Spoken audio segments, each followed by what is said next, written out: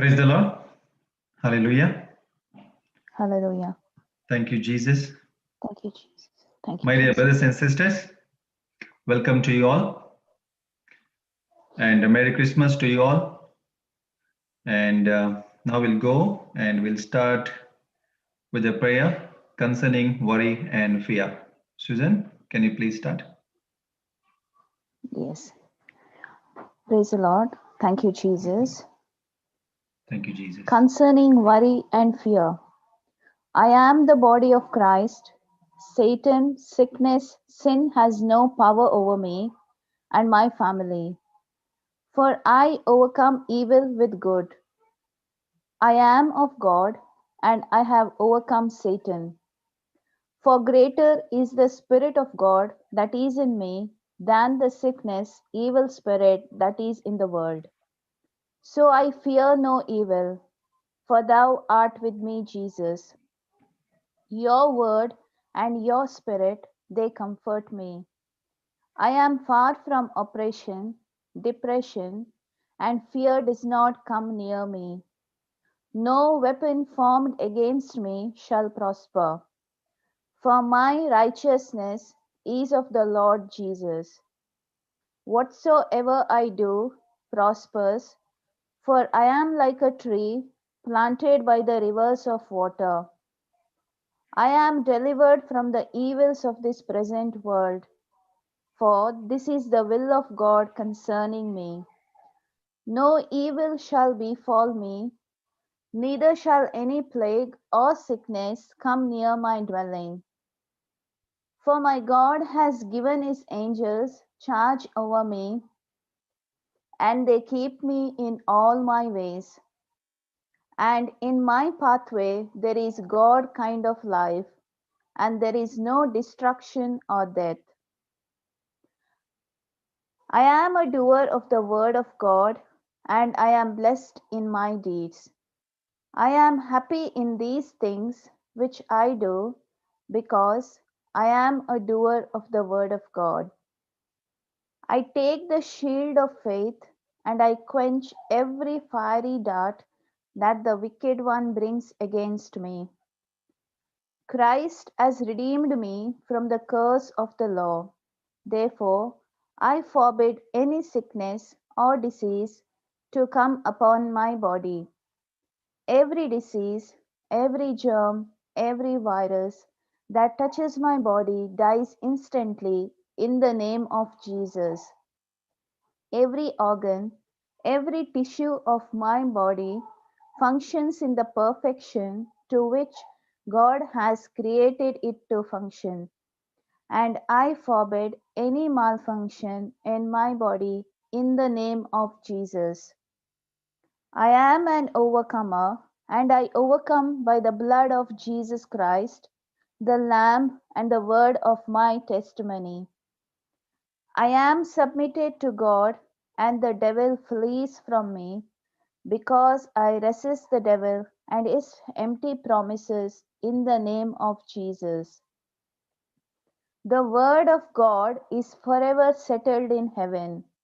Therefore, I establish God's word upon this earth in my life. So great is my peace and the peace of my family. For we are taught of the Lord Jesus.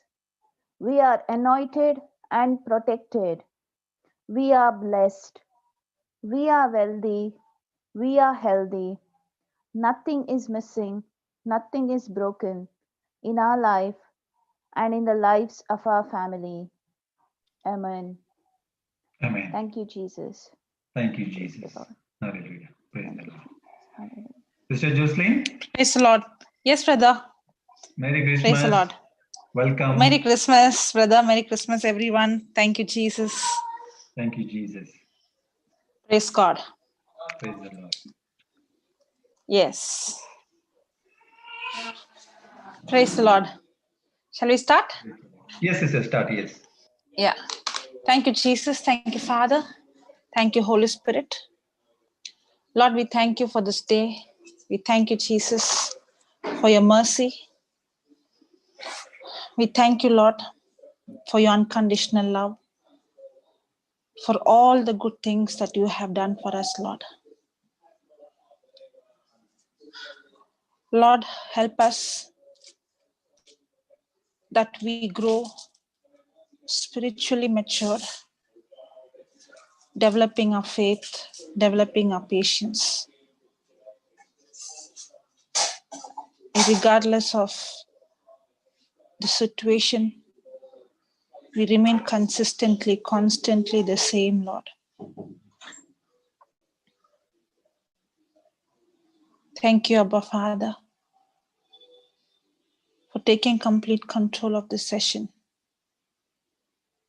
Thank you, Holy Spirit, for anointing our hearts, our ears, and preparing our heart to receive the seed, the incorruptible seed, the seed that brings transformation in our lives. So that the seed that is planted in our heart, we will not allow the seed to be stolen, but allow the seed, the word, to remain in our heart. We keep it and abide in your word. And as we abide in you and you abide in us, the word abiding in us, the seed abiding in us, is what is going to change our heart, is what is going to bring the fruit, the harvest. Thank you, Holy Spirit. Take complete control of this session. You speak to us, Lord. Help us to understand how this faith, hope, patience, all work. Help us to understand the biblical principle. Make this teaching extremely simple and easy for us to understand, so that we apply this word in our everyday life and see results. In Jesus' name we pray. Amen. Amen. Amen. Praise God. Thank you, Jesus. Hallelujah. Hallelujah. So, we are learning about patience, right? Yes, sister. Okay. So, what is patience? Patience is consistently, constantly, then Remaining the same. Remaining the same regardless of the situation. Of the situations. Yes. So, having the same attitude. Yes. But if we check, do we have the same attitude every time? No, or sister. Attitude changes according to the circumstance, the situation, according to things that happens? Yes, it is changed according to the circumstances and according to the things, what's happening. Exactly.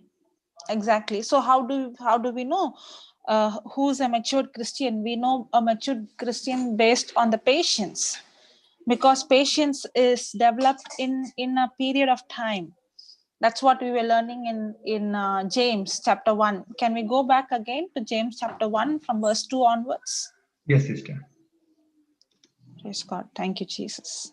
Thank you. Welcome to a special edition of Gospel Truth.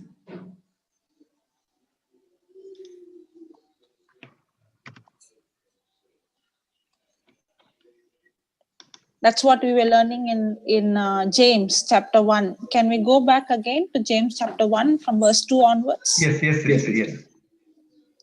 Praise God. Okay. Thank you, Jesus. Thank you, brother. My brethren, count it. Is there something is talking somewhere, sister? You can hear something? Yes, some disturbance comes in between. Okay. That's what we were learning in my sister and my sister's family. Can we go back again to James chapter 1 from verse 2 onwards? Thank you, Jesus. Yes, it won't come now. Yeah. Yes, Okay. Thank you, brother. My brethren. Now it's okay, right? There's no is there sound, something right? is talking somewhere, sister? Is there still disturbance? Hear something? Yes, some disturbance comes in between. Okay. That's what we were learning in my sister and James my chapter sister's 1. family is Can here. we go Praise back God. I again can't to hear. James chapter 1 from verse? There is echo. Yeah. Yes, Okay. Thank you, brother. My brethren. Now it's okay, right? There's no Is there sound. something is Thank you, talking Jesus. Brother somewhere, Lawrence, I sister? can't hear you. No, it's something. Yes, some disturbance comes in Okay, between. I will go out and That's what come we in were one. learning in My sister and James my chapter sister's 1. family is Can here. we go Praise back God. I again can't to hear. James chapter 1 from verse? There is echo. Yes, is everything. Yeah. Okay.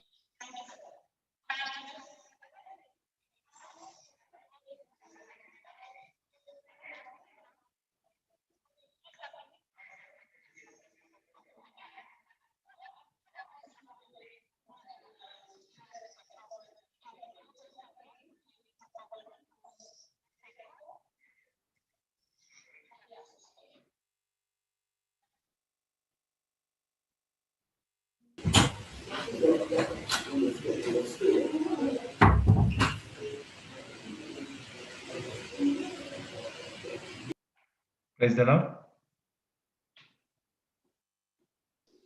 Hallelujah. Praise the Lord. Yeah, my other device was muted. I was not able to. Yeah, now can you hear me?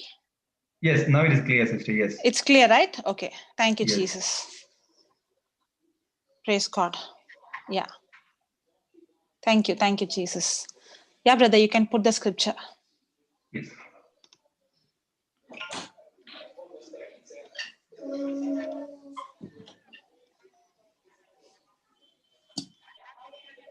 Yes, yes. Yeah. My brethren, count it all you joy when you fall into diverse temptation, knowing this, that the trying of your faith worketh patience. So, the testing of me or the testing of the faith? The testing of my faith worketh patience. Praise God. Thank you, Jesus.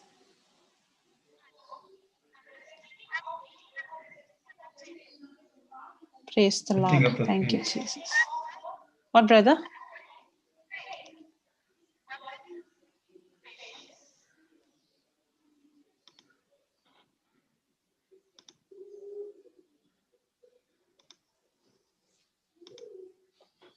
Sister? Yeah, brother, I'm there.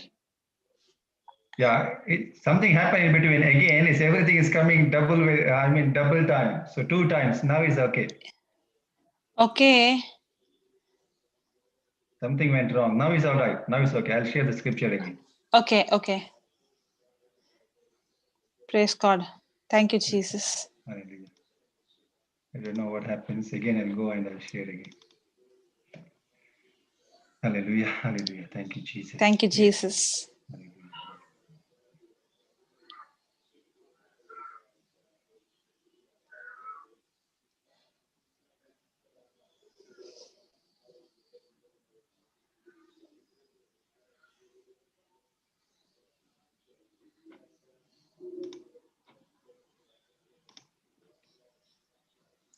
Praise the Lord. Thank you, Jesus.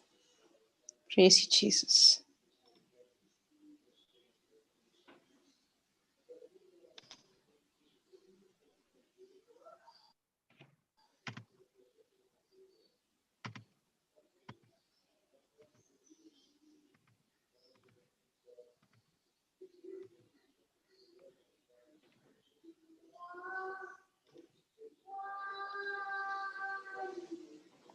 Okay. Praise the Lord. Praise the Lord. Thank you, Jesus. My brethren, count it all joy when you fall into diverse temptation, knowing this, that the trying of your faith worketh patience. Knowing this, that the trying of your faith worketh patience. Patience. So the trying of your faith works patience. Now for us, faith is why do we use faith? To get a result, to get an answer, right? Yes. But according to the Bible, the trying of the faith, first, that what it works on, it works on building patience in us. Yes. As we saw already, God is interested in to work in us. His interest is to change us so that we transform into the image and likeness of his son Jesus. For us, the interest is what? The end result, the answer. Most of the time I see people get frustrated because they fix deadline for God. Have you seen? Yes, sister, yes. Yes. And they fix deadline, and then they try to use faith, and they say, I tried and I fixed the date and I believed and I spoke, it didn't happen. Why it did not happen? Somebody asked me this question. I believed for the visa. Yeah. Praise God. Praise God. My iPad battery is going down. Okay, as I'm speaking, I'll fix it. Okay, so I was praying for a visa, and I was praying that I'll be going to US by by this year. And I spoke the unseen, I wrote the vision, I confessed, but my visa got rejected. Okay, and that person got little confused, not knowing what is the reason, because that person is now having a doubt. So maybe it is God's will, that's why it did not happen. So this person was ministering, this person forgot it. Okay. Yeah. And the person was ministering to somebody, and somebody came and asked, I'm going to write down that I will have a girl baby, then I'm going to have faith and I'm going to believe. And somebody else came and asked the same person, I'm praying for a job, I'm going to write down and I'm going to believe. This person got so confused and called me and asked, faith is believing the unseen, right? Then why, first of all, the vision what I had did not happen? Maybe it was not God's will. Then I asked that person a question. Okay, now you believed for a visa, correct? And you believe that you got that person's son got a seat in the college, right? Yes. So that person said yes. So once your visa got rejected, did you abort the dream, or did you continue to have faith?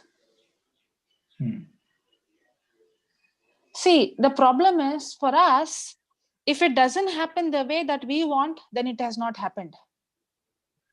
Yes. I asked a simple question. Is your faith based on what the result is, or is your faith based on what the word of God says? Then that person realized the problem is when things doesn't happen the way that I wanted, immediately I abort it. The spiritual, we all have a spiritual womb. The moment we receive the seed called the word, we get conceived in our spiritual womb before the manifestation would take place. Just that's why the kingdom of God works on the principle of a seed. Sowing seed, yes. Sowing, and there is a time, and then there is harvest. Yes. So when the seed is planted, the conception begins, and the growth begins inside that cannot be seen outside. But there is always a time gap between planting the seed and reaping the harvest. Yes. Now, in between the conception has taken place, and when things doesn't go the way you want to go, are you going to abort the seed? Are you going to continue with the spiritual pregnancy? That's the question. Let me come back to the question of the girl baby or the boy baby. Now, I told that person, never ever encourage anyone who come and ask girl baby or boy baby. Did you choose your parents? No. Did you choose who has to be your mother, your father? Did you choose your skin color? Did you choose where you have to be born? No. There are certain things that is not what we choose. Yes. Correct? Yes, correct.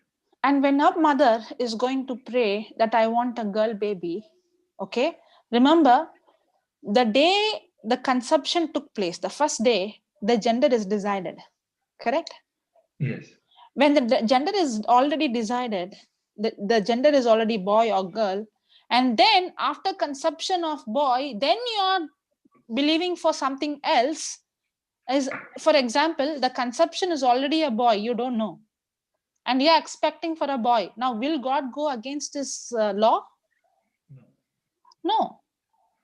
And another thing is, now when there is a boy when there is a girl in the womb and you are expecting for a boy, you have already planted the spirit of rejection.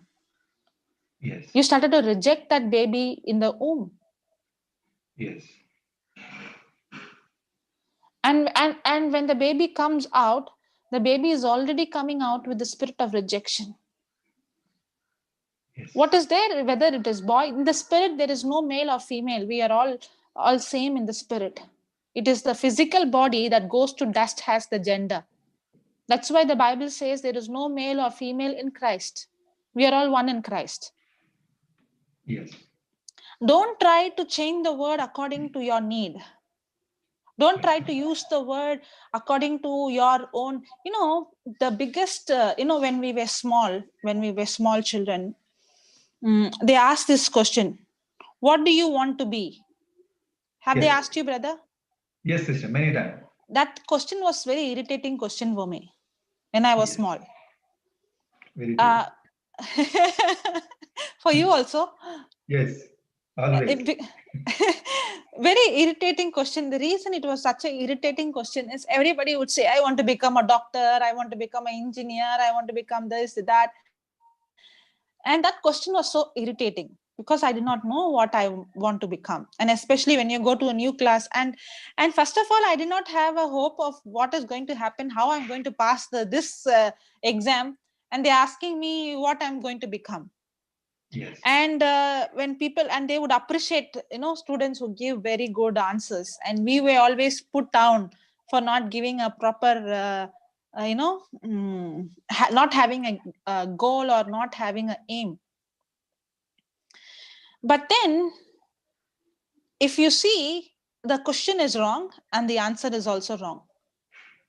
The question is, what do you want to be? Yes. Remember, none of us are supposed to create our own future. We are supposed to discover our future. Amen. If you are trying to become someone without God, then you are not going to fulfill God's purpose. Yes. I'm not saying you should not have goal. No, I'm not saying that. But you're not supposed to create your own future. We are supposed to seek the truth. We are supposed to discover. The Bible says, delight in the Lord, and the Lord shall give you the desires of your heart. Amen. When I begin to delight in the Lord, and when I begin to seek him, when I begin to seek the word, and when I begin to search him, my life is hid in Christ. There is a scripture, I think it's in Jeremiah, and in New Testament also. On it, let me see where it is. It says, my steps.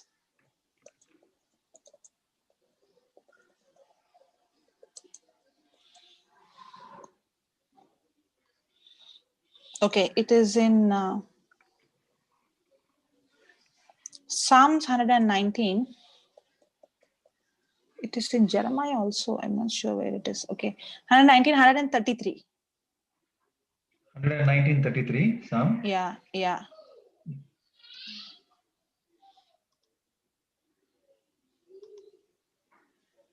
And after that, put Colossians 3:3. Okay, yeah. Yeah.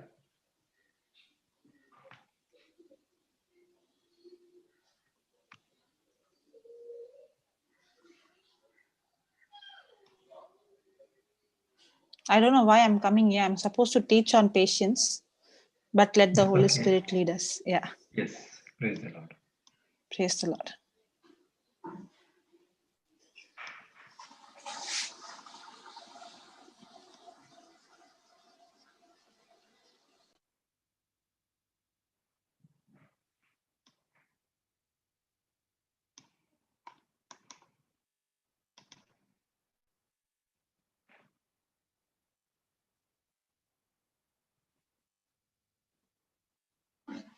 113, brother.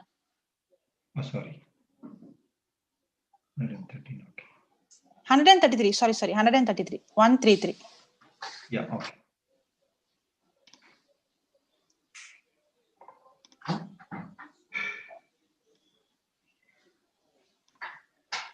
The whole chapter is a beautiful chapter, actually. Only 3 verses No, in 113. no, brother. The chapter is correct. Verse. Oh, okay. So 119 verse 133. Okay. Yes. Sorry. 119 and verse 133. 133. Okay.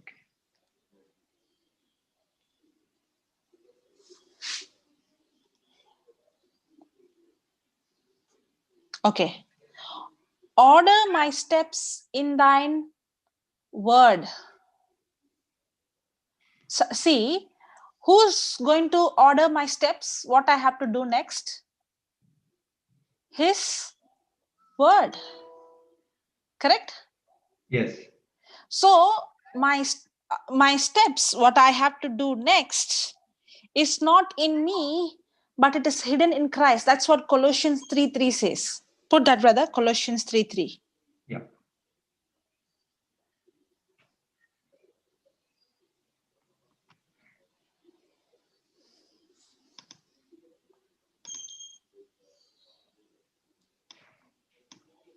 Okay. If for you are dead and your life is hid with Christ in God. My life is hidden in Christ. Your future is hidden in Christ. Your life is hidden in Christ. If you don't have, if you do not delight in the Lord, if you do not have relationship with God, you will not discover your life. Instead of asking your children what is the goal and aim you have, or what do you want to become, what you want to be, you have to teach our children to see God and tell them, even before you are born, your days are written. Hallelujah. Even if before you are born, God saw you. Do you know where that scripture is? It is Psalms 139. okay. Psalms 139. You can put somewhere 17th verse.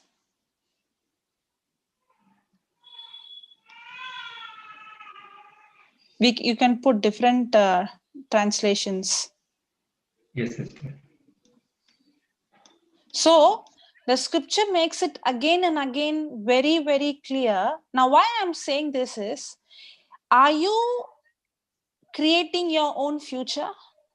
Are you using the word of God to change the word according to your own will?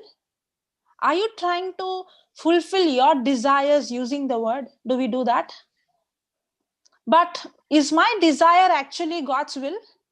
Is my desire actually is in God's purpose, God's plan?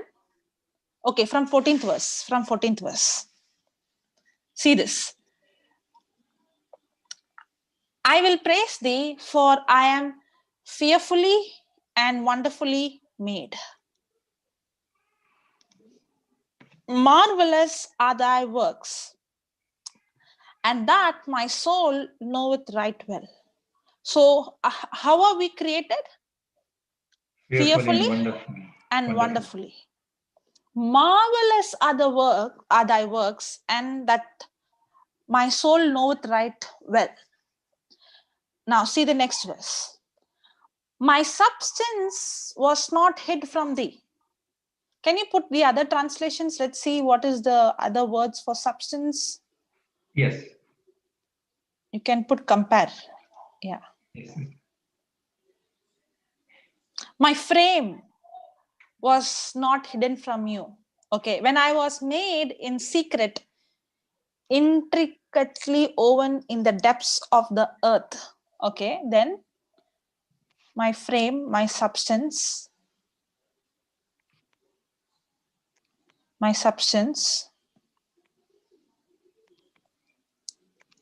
yeah, I think all the translations say so. Mind frame. Okay. You even formed every bone. So substance means talking about the physical body. Yes. You even formed every bone in my body when you created me in the secret place. Carefully. How did he create us? Carefully, skillfully, shaping me from nothing to something. Wow. Amen. That's how God created us. When nobody saw us, he saw you and me. Hallelujah. Even when nobody knew who we are, God knows who we are. It is he who created us from nothing to something. And remember, you and I are not a mistake.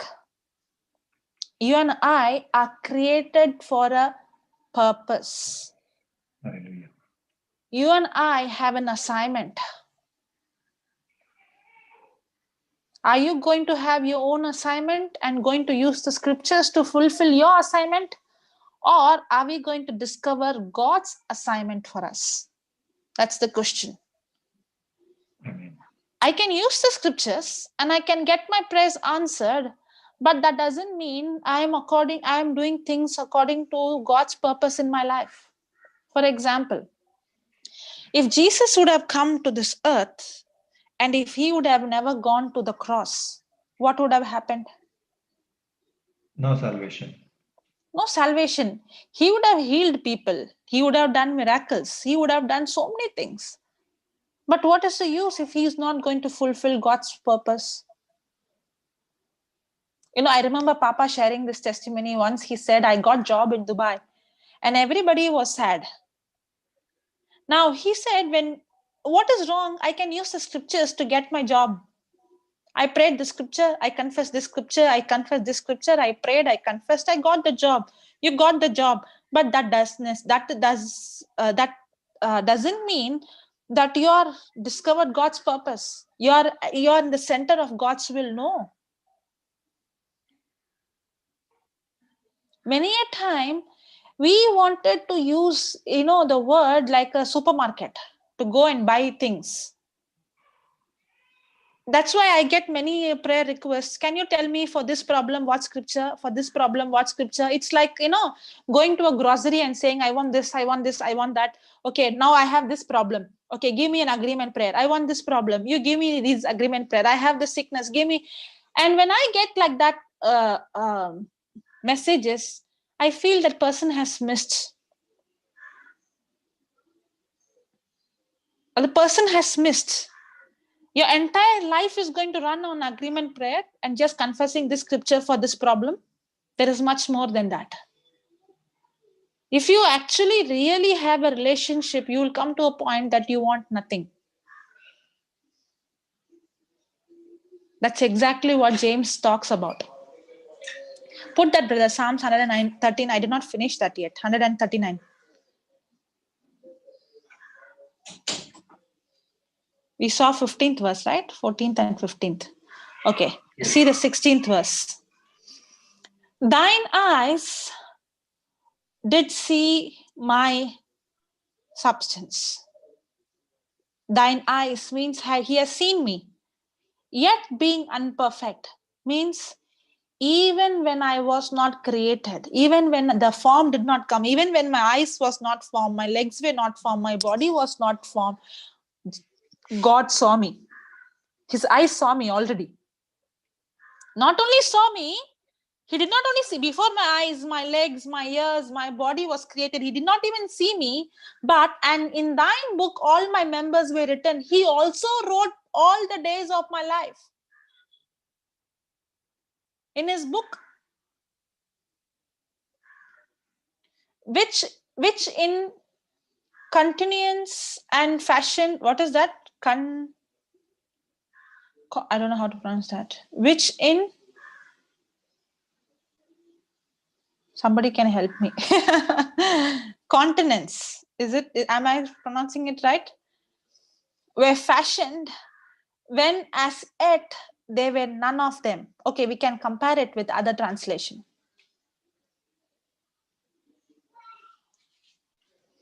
Okay.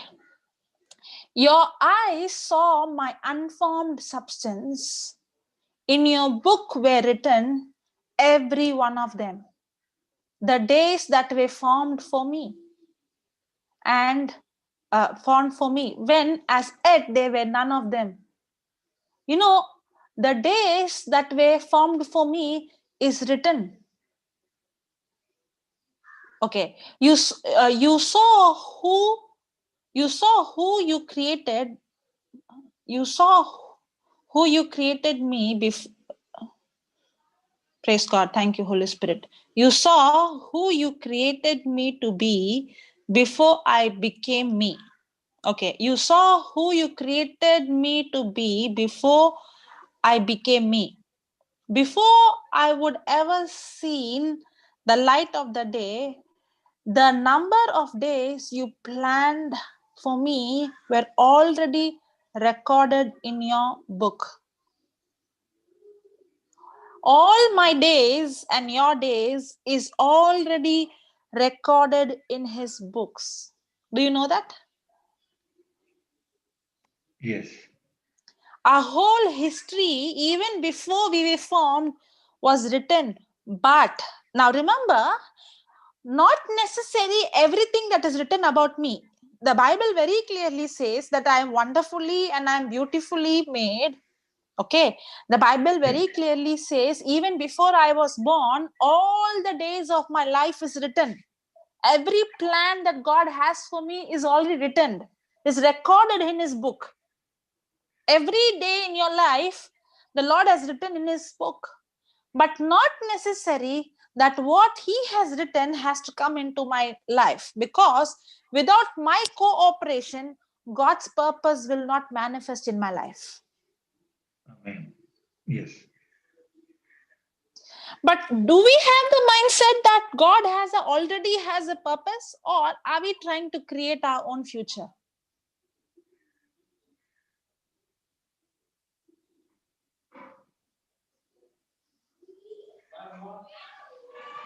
Are we trying to create our own future? Yes, we do. Are we supposed to create our own future? No. No. Our life, that's why our life is hid in Christ.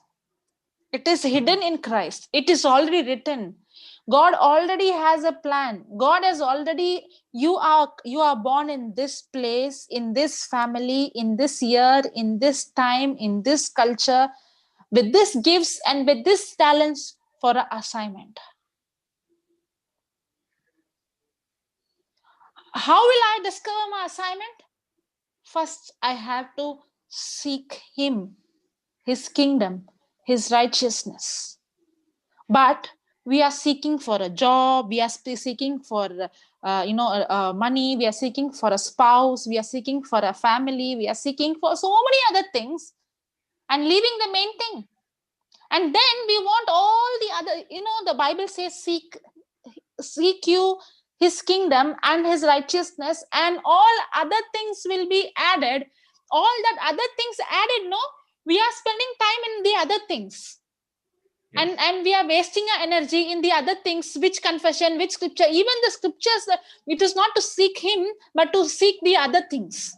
And we are frustrated. I did not buy my own house yet. I am not married yet. I did not get a good job yet. I did not get promotion. And we are frustrated in all these things. But Jesus is saying you no need even to worry about all these things. When you seek his kingdom first, all the other things will be added unto you. Yes. Praise God. Thank you, Praise Jesus. Thank you, Hallelujah. Jesus. Hallelujah. You know, all this faith confession, using the scriptures, all that,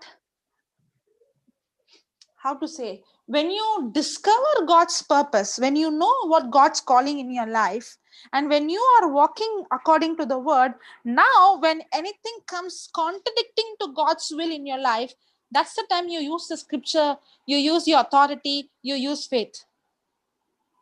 Yes. But it is happening the other way. We are entirely living. Now, Papa always used to say, now Now I can come and give. For example, if I would have not come into full time, I would have come and given my salary. I had 2 factories. Now I have 20 factories. He would have given a testimony, right? Yes. But if that testimony, everybody would have clapped, right? But what about today, you and me, where we would have been? Yes. Well, in the big mess. All our life would have been lost when he would have had, if he would have been selfish. If he would have said my life, my family, and if he would have been busy with his building up his business, and he would have used scriptures, all agreement prayers, he knows.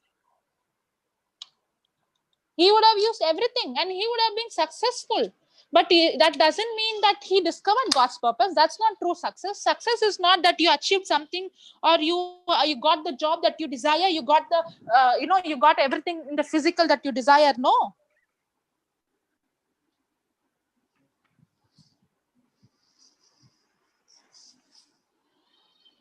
Praise God. Praise the Lord. Thank you, Jesus. Thank you, Jesus.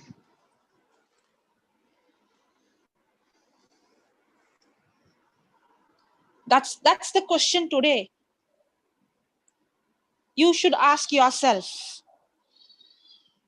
And Papa was teaching on assignment. How will I discover God's assignment? The first step is I have to start using my resources, my gifts, my talents to solve other people's problem. Yes. That's how I discover God's purpose. Remember one thing. Okay, somebody was asking me, I don't know exactly what, that person wants to be independent.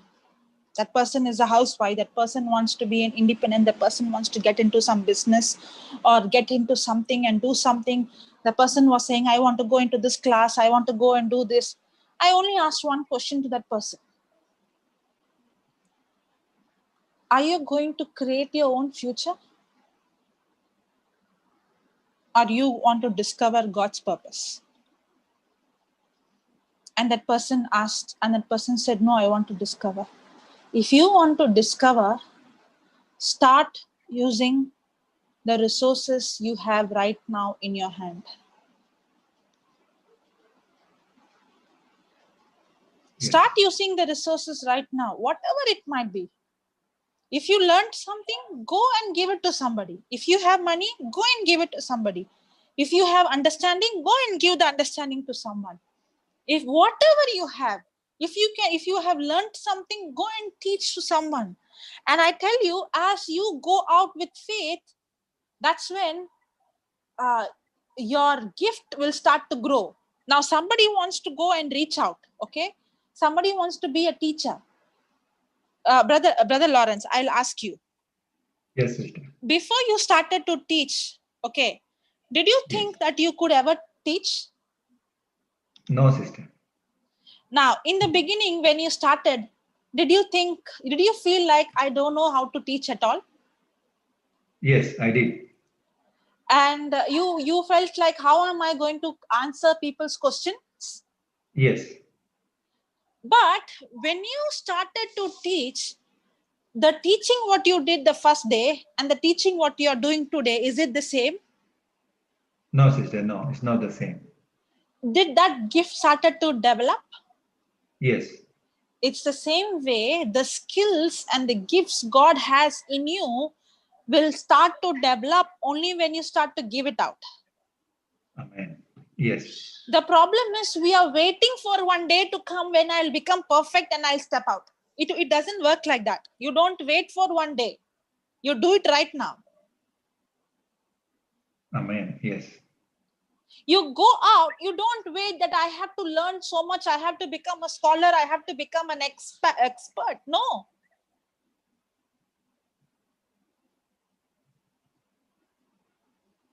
I'm not telling you to come into full time. No.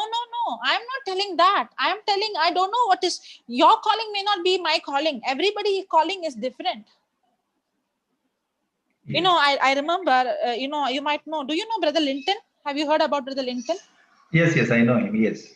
So Brother Lincoln has 3 daughters, okay? And they Yeah. come with me on the mission. They come with me to different places. Sometimes they join me in Pune and even in Mangalore. They come with me whenever they get leave. Praise God. So we have good time together to study and to, you know, Yeah. and I could see the way brother used to treat his children. He would always, he plants in their heart, you're not going to go to school to get a, degree so that you become a doctor. No, you're going to school because it's an opportunity for you to go and give Jesus. Hallelujah. He always tells them, you're going to college because you are going to go, you're going to college to give Jesus. Anything that you're doing is not for you to, his way of teaching his children is entirely different from what I see other parents are. Oh. Other parents are first education, then comes Christ. Have you seen that?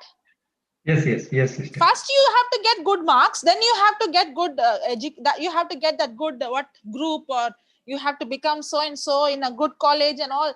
Then secondary comes. If you have remaining time, then give it to Jesus. Yes. But in his case, it's different. He would always keep telling them, you're not going there to get a degree, you're going there to give Christ. And the children are very smart, huh? They're toppers. And Praise the second daughter, I used to tell her, you are smart. Even now when I said smart, she would immediately say, I'm not smart, I'm wise. She'll say, I'm not smart, I'm wise. Hallelujah. Because the Bible doesn't say you are smart, the Bible says wisdom. Wisdom, yes. So how she corrects me, and then I will say, I'm sorry. Praise God. Thank you, Jesus. And they know all. Once what happened, I usually ask questions, right? Yes. So in the very first class of mine, they all got caught. I think we were having a meeting in a house. They all got caught. And I was saying, I did not expect this from you. I was a little upset, Yeah.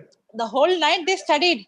Then from next month onwards, when I ask question, they would say, first we want to answer. Praise the Lord. Praise God. And they even started to teach. So when I see, I have seen some documents where they were trained by some places where they martyr Christians. Okay, the parents would train the children, no matter what. We have to die for Christ, but we should not. They were teaching the children that you should be ready to die for Christ. We should be ready for become a blood sacrifice, because they belong to a place where Christians are persecuted, where Christians are martyred. And that's how they bring up their children. They were bringing up their children, teaching them that you have to be ready to lose your life. But here our culture is, we want to use the word of God to live a selfish life. Right. Exactly right, sister. Many times the testimony comes like this, even in the children's ministry, I say, because they come and give. In the beginning they were coming and giving testimonies. I got first mark, I prayed the scriptures. And I came and I started to, because I did not want that attitude of, because that is the attitude of the world. The attitude of the world is, I should be number one. But the attitude of the Bible is that I should be a servant. Yes. But somehow that attitude has come, and the testimonies are like, I said the scripture, I got number one. Then I came and I told those children, see, what is the use of you getting number one, but you couldn't help a person in your own class who's weaker than you? Maybe you are achieved in the eyes of God, in the eyes of people. Maybe 4 people would have appreciated, oh wow, very good, you got so much, you got 100 out of 100. You might get 100 out of 100, but yet you are a failure in God's eyes if you do not walk in love. Yes. But the same person who did not get 100 out of 100, but when he or she helped the other friend, I can have an attitude that I only want to get mark and I cannot teach anybody because I want to be number one.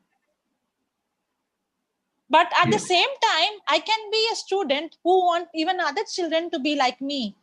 I may not get number 1. Maybe I got 3rd or 4th or 5th or even 10th.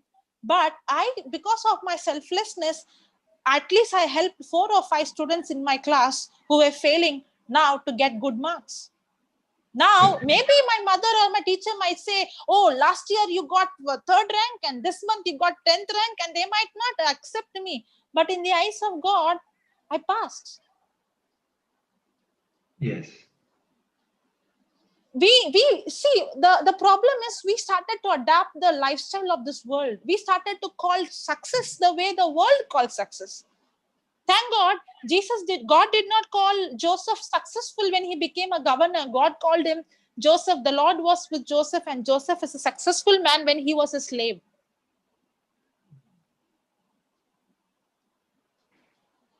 It is not the achievement. It is not that I achieved something that, I am successful. No, not at all.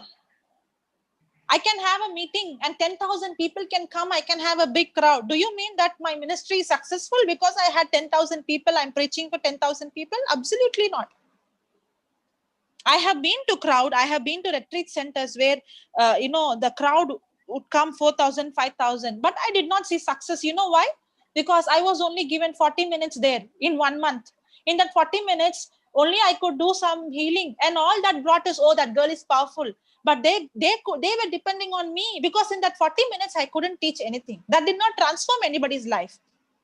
Maybe in the eyes of world, oh, you got such a big opportunity to preach in that big retreat center. 4,000, 5,000 people will come. For me, I felt it was a waste of time for me to go to that place. I did not see it success based on the crowd, because I was not feeling satisfied at all. I had to stop at one time and say, better I go to a crowd of 30 and 40 where they will come regularly, that they will go and learn and they go and see result. Praise the Lord. Yes. That is success. But in the world's eye, when the crowd is big, that is success. I don't want to go and think success based on according to the world. Yes.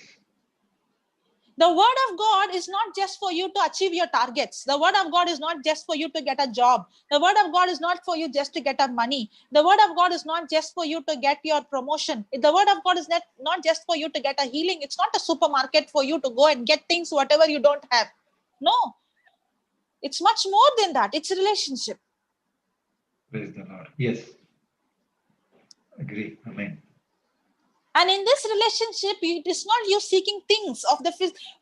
What are we seeking are all temporary things. And we are worried about it. I'm confessing, nothing is happening. What about Paul?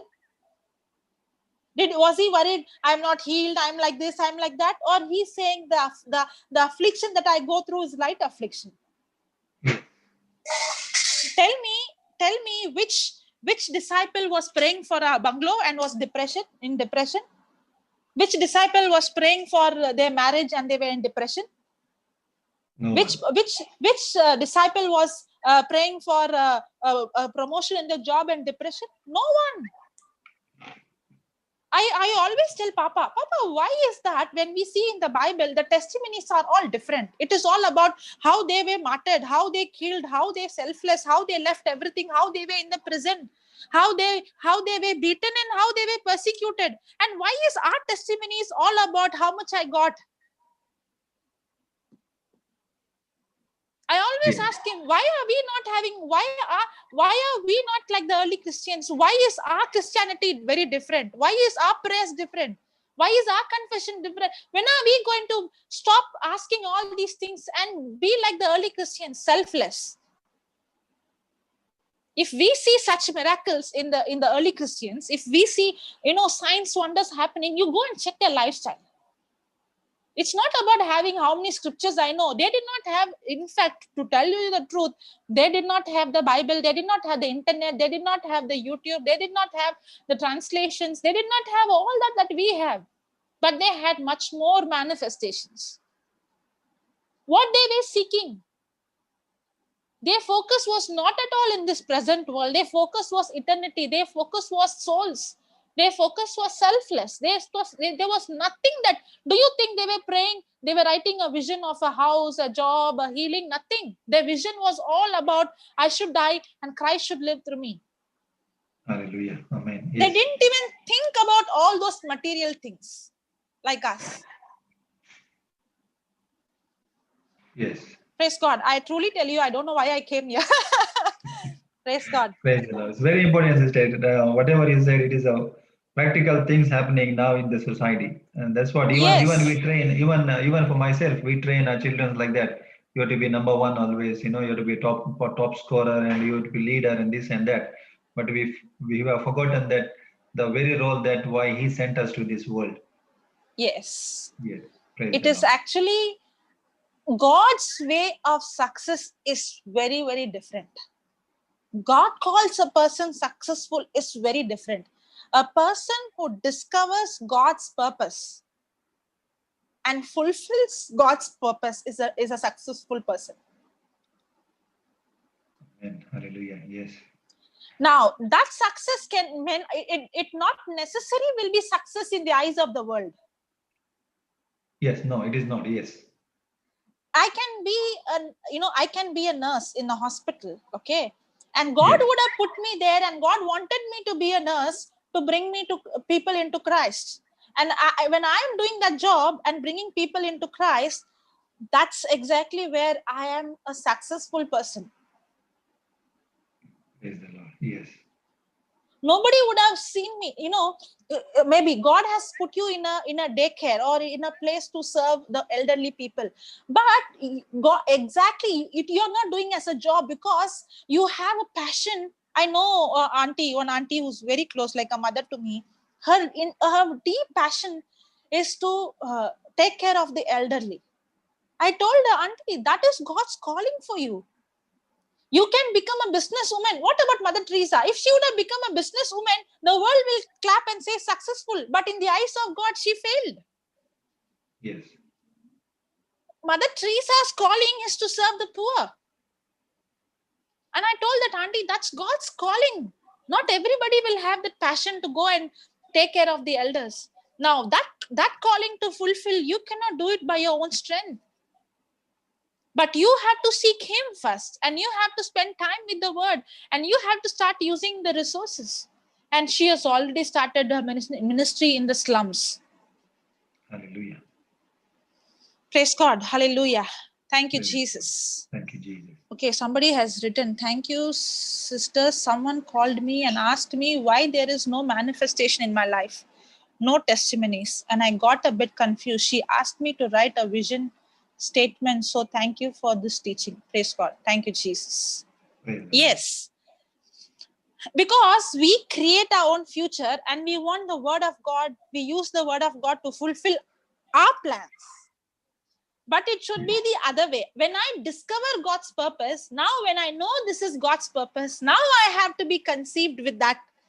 And then I have to speak faith. There's a big difference. For example, when Papa started to speak about the retreat center, now he did not wait exactly God has to reveal. No, don't wait for exactly God to reveal. But he had the desire for the alcoholics. Correct? Now, when he Yes. had the desire, is it a selfish desire? No. No. It is for the kingdom. And he started to imagine a retreat house. And I saw him having a blueprint. I saw him speaking to that blueprint. I have seen him speaking to the, to the center. I have seen before the center was built, I have seen the blueprint in his laptop. And I have seen him speaking to it. And then I saw it coming into manifestation. But the same Papa, I have never seen him, having a blueprint of his own house. No. Praise God. I book his flight tickets, okay? You know how he books the flight ticket? For example, I'm getting a flight for 30,000, okay? And the travel is maybe 8 hours. I'm getting another flight for 12,000, but the travel is maybe somewhere 14 or 15 hours. He would take the 13 or 15 hours. And he would, stay in a airport and he would say, okay, I'm getting a time in between to get rest. He sees his seat is in the other way. when he lands in the airport, many times he would say, I'm in the bus. He would have just landed from an international airport and he will say, I'm in the bus. I would say, why didn't you take a cab? He will say, no, that's not. He can't spend money on himself. Yeah. I remember in the beginning, not now, in the beginning, I remember he used to be, in the flight, even the water and the food is charged. He will not eat. And he would tell that this money is the ram. If I would come and give this to the boys in the rehab, it would be converted into more value. Yeah. And it would be coming for them for at least a month. It is so difficult for him to spend on him. Is he using the scriptures to fulfill his desires, personal needs, or is he using the scriptures to fulfill God's assignment? Can you see the difference? Yes. I never seen him praying for his house, his family. Yes, his family, but not like how he's praying, speaking the unseen for Africa, speaking the unseen for the drug addicts, speaking and every money. I have never seen him investing any money on him. Yes. Absolutely zero expenses. It's difficult for him to spend on him, but it is not difficult for him to spend on somebody. It is never difficult for him to spend on somebody, to give it to somebody. He gives. That's how I learned from him, from his lifestyle. Yes. That is the attitude. Now you might think, why is it happening for him? Why is he seeing manifestation? Why is he different? His attitude. Remember, my attitude determines my altitude. Yes. My attitude determines my altitude. The heights, the altitude where I reach is based on my attitude. Praise God. That's why the scripture very, very clearly says, seek his kingdom, his righteousness. Yes. You will come to, I tell you, when you are matured, you will really come to a point that you will not ask for anything in this world. Your asking will be, I want to know you more and more and more. And your prayers and your dreams and your visions, your confession will not be about you. Because when you solve other people's problem, God by default is going to solve your problem. You don't need even to worry about yourself. I have never, in my house, if I would think, I never confessed, like faith, that this need has to be done, that I have never even, but I see that even the things I have not asked, God is supernaturally providing every need in my family. There is no lack at all. Hallelujah. Amen. You no need even to think of those material things, what I have to eat, what I have to wear, all those things. They are secondary, that doesn't even matter. We are teaching this biblical principle not for you to just live a selfish life. What is the use of having everything, all the physical things, but you don't have the right attitude, the right character? You're not fulfilling God's purpose. What happens if one Mother Teresa would have not come out? And if she would have not discovered her purpose, how many poor people would have been dead in hunger, not knowing Christ? What if one Papa Johnson would have not come out preaching the gospel? Today, where would you and I be? In the same way, if you and I are going to live selfishly, how many people's miracles are going to die with us? Yes. How many people's future are we going to destroy? A lot, sister. That's why the question should always come, what am I seeking for? What am I searching for? What am I praying? Is it only for me, and my family? It's much more than that. You can come to a place where you won't even ask anything for your own self. You will see, before even you would ask, everything is met. When you only step out and live a selfless life. If you see Papa's both the daughters, he did not go and work hard. But both of them have the best of the best education. And Papa always says, for me to earn so much money, I should have been in the business. But even without earning, God supernaturally provided the education. See his son-in-law. Both of them are in the Word. He did not go and search. He did not go and seek. He did not go and was he busy preaching? Yes. But did God bring? Thank Yes. God for his wife. That she's been a blessing, and how every need in his family is met supernaturally. He didn't even worry about it. But see, when he is stepping out and living selflessly, God is taking care of his family. It is the same with you. You are spending so much time in confessing about your children, your family. I'm not saying don't confess, but don't make that the first priority. Christ should come first. Hallelujah. Amen. Yes. And when you start to use your resources to solve other people's problem, remember, everyone in this world has a problem. Why do we go to work? To solve problem. Do we have that attitude? When you begin to solve other people's problem, your problems by default is solved. Hallelujah. Amen. From when you get up from morning, you think, today I'm going to solve other people's problem. And you go out of your way. Don't expect money, nothing. You go out of your way and you start solving the problem. There is a video. I wanted to play that video. Okay. It is about Christmas. I'm not giving you the entire theme, but I want you to take the concept. It is biblical concept. I want to take, okay. Thank you, Holy Spirit. We are supposed to play. I think today Papa must be playing in Dubai, in the Bangalore session. Suddenly I remembered that.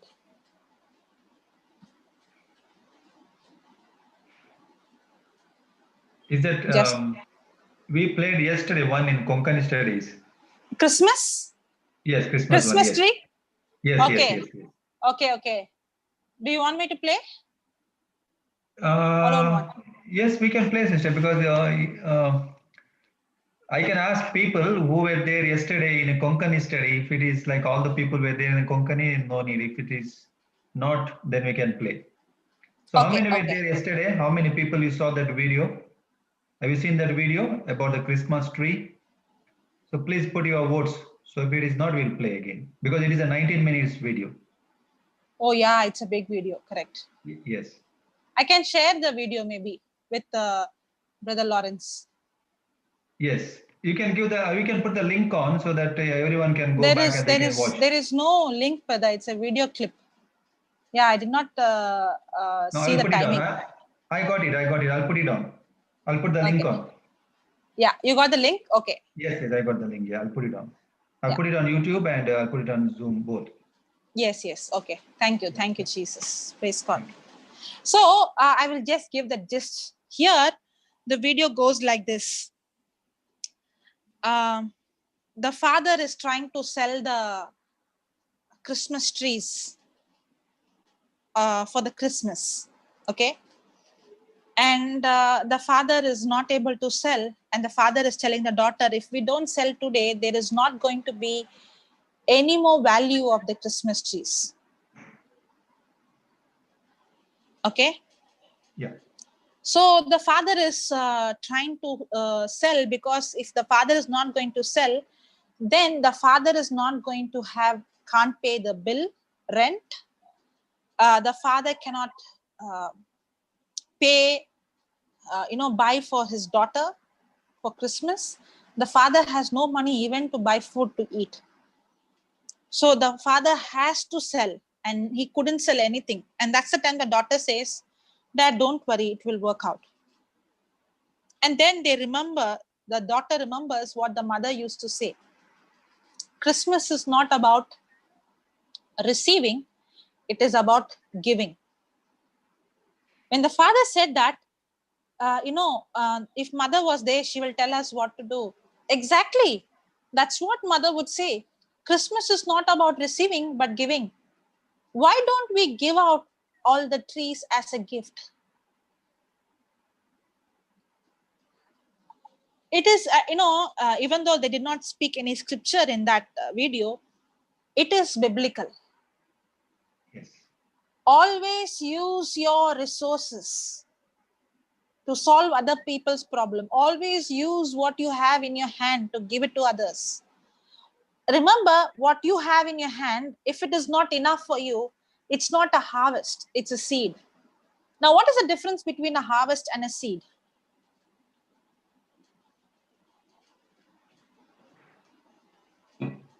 Okay, another way, the Bible talks about the seed and the bread. God gives seed to the sower and bread to the eater. Now, what is the difference between this, the bread and the seed, or the harvest and the seed? What is the difference? If the bread, if once you eat that, that is finished. There is no harvest after that. But if you sow that seed will multiply, and there is no limit for that seed. That will grow and grow. Okay. If I have to say it even more simpler, whatever is for me is harvest, whatever for others is a seed. Yes. Correct? Yes. Whatever I take it for me is a harvest, is the bread. Whatever I give for others is bread. Seed. Yes. Now, remember, if what you have in your hand is not enough, it's not your harvest, it's your seed. Yes. Instead of telling I don't have enough, because if you see one seed, is it one, or it is, if you see one seed, is it just one tree, or it is a forest? It is a forest. So when I see a seed, it might be small, but the seed has multiplication in it. But that multiplication will not come into your life until and unless you give. Remember, what goes out of your hand will never leave your life. What goes out of your hand will multiply. It will go into your future. It multiplies and it comes back to you. Yes. Always remember what you have in your hand. If it's not enough for you, I cannot make bread with 1 wheat. I cannot make biscuit with 4 wheat. No. But I can plant that 4 wheat, and now when the harvest come, I can make bread, I can make wheat, and I can also sow seeds from it. Now, that's exactly what happened. Maybe they did not quote the scriptures, but that is exactly what happened in that video, that what they had in their hand was not enough. The daughter, who was in full wisdom, she said, she did not say seed. She said, let us give it. But actually, she's telling the father, it's a seed that we had to plant. We have a lack. Remember, what you have in your hand is not enough for you. It is not your harvest, it's your seed. Yes. And that's when they made the choice, they made the decision to go and plant. And they started to give us as a gift. And when they started to give as gift, by that night, every need of them was met. The rents was paid, their food was paid, the gift came, everything came. Yes. Thank you, Jesus. That's how the kingdom of God's the principle of God's kingdom work. All that I have to do is I have to use the resources that I have, the seeds I have, to bless other people, to solve other people's problem and plant seeds. Yes. Praise God. Thank you, Jesus. Thank you, Jesus. Okay, now let's go to James. James 1, 2, 3.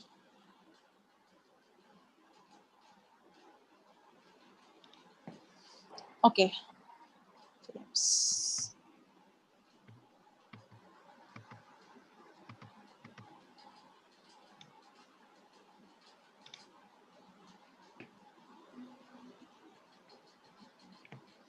Okay. I'll read from 3rd verse. Knowing this, that the trying of your faith worketh patience. But let patience have her perfect work, that you may be perfect and entire, wanting nothing. A mature Christian is a person who comes to a place where he is perfect, he is entire, wanting nothing. You know, you can come to a place where you want nothing. Because Paul was in a place, if you go and ask what you want, he would say, all that I want is to know more and more. Who are you, Lord, and what do you want me to do? Yes. He was not wanting anything in this world.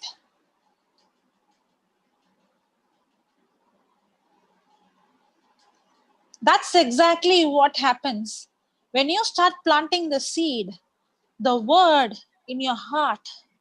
The word first starts to transform. But let patience, instead of focusing when you go through trials, if you see that James talks about trials, temptations, right? The whole chapter, I would say, talks about temptation. And James, it is talking about, don't focus on the end result, but focus that this is not changing outside, it is changing you inside. It's building up patience. Let patience have a perfect work, that you may be perfect and entire, wanting nothing. If any of you lack wisdom, let him ask of God, that giveth to all men liberally, and upbraideth not, and it shall be given unto him. Praise God. Okay. If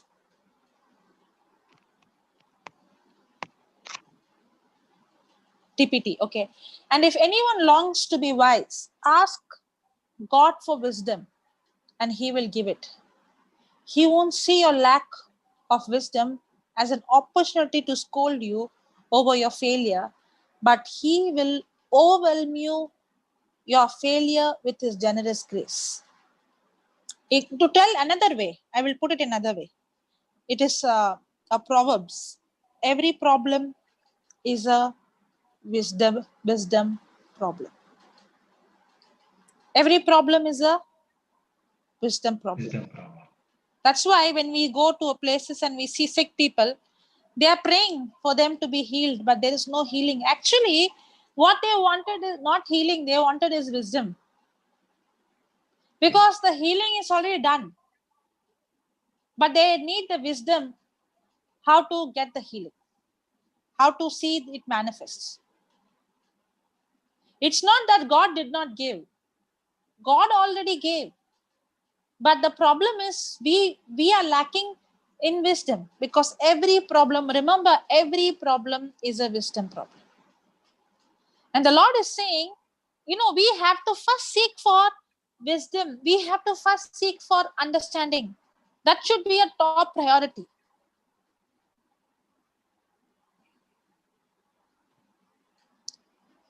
But let him ask in faith, not wavering. For he that wavereth is like a wave of sea driven with the wind and tossed. For not for let not that man think that he shall receive anything from the Lord. If you see the 7th verse, for let not the man think that he shall receive anything of the Lord. He shall receive. There is a difference between receiving and God giving. He shall not receive means what God gave. But my receiving depends not on God, it depends on me. Yes. For example, I'm giving this, if brother brother Lawrence is here, okay. I gave him the mobile. Brother, this is yours. Now, Yes. he has to receive it. Yes. It is already given to him. I present it to him. This is yours. But it depends on whether he is going to receive it or not. It's Yes. not the question whether God is going to give it or not. It's the question whether I'm going to receive it or not. Don't misunderstand the scripture. Don't think that God will not give me. No, the scripture doesn't say God will not give you. For let not that man think that he shall receive anything of the Lord. It receive anything of the Lord means whatever is of the Lord is already given to you. But if you have, okay, I'm reading the 16th. Okay, I'm reading it again, the 16th and the 17th. But let him ask in faith. He did not say ask in hope. He's saying ask in faith. When you're asking in faith, you are not asking, Lord, will you give me? See the next line, next word, nothing wavering. When a person is asking in faith, he is not wavering. He is not double-minded. Many people ask this question. The Bible says, ask and it shall be given unto you. Yes. The Bible says you have to ask. But the Bible also says ask in faith. Why do you miss that? The Bible doesn't say just ask, but let him ask in faith. If somebody asks the question for you, the Bible says ask, ask, ask. You're saying it is done, done, done. The Bible says ask, ask, ask. You show the scripture and tell the person it's very clearly written, but let him ask in faith, not wavering. This will solve the problem. Papa used to give an example of the laundry. Yes. For asking. For example, Brother Lawrence's wife has given some saris for dry cleaning. Okay.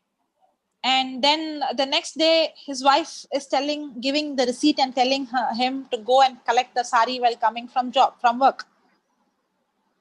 So Brother Lawrence is going to the laundry shop and begging to that man, yesterday my wife came and she gave her saris for laundry. Can you give it? And he's saying, I don't know your wife. And brother is saying, she looks like this, she's like that. And will he give? No.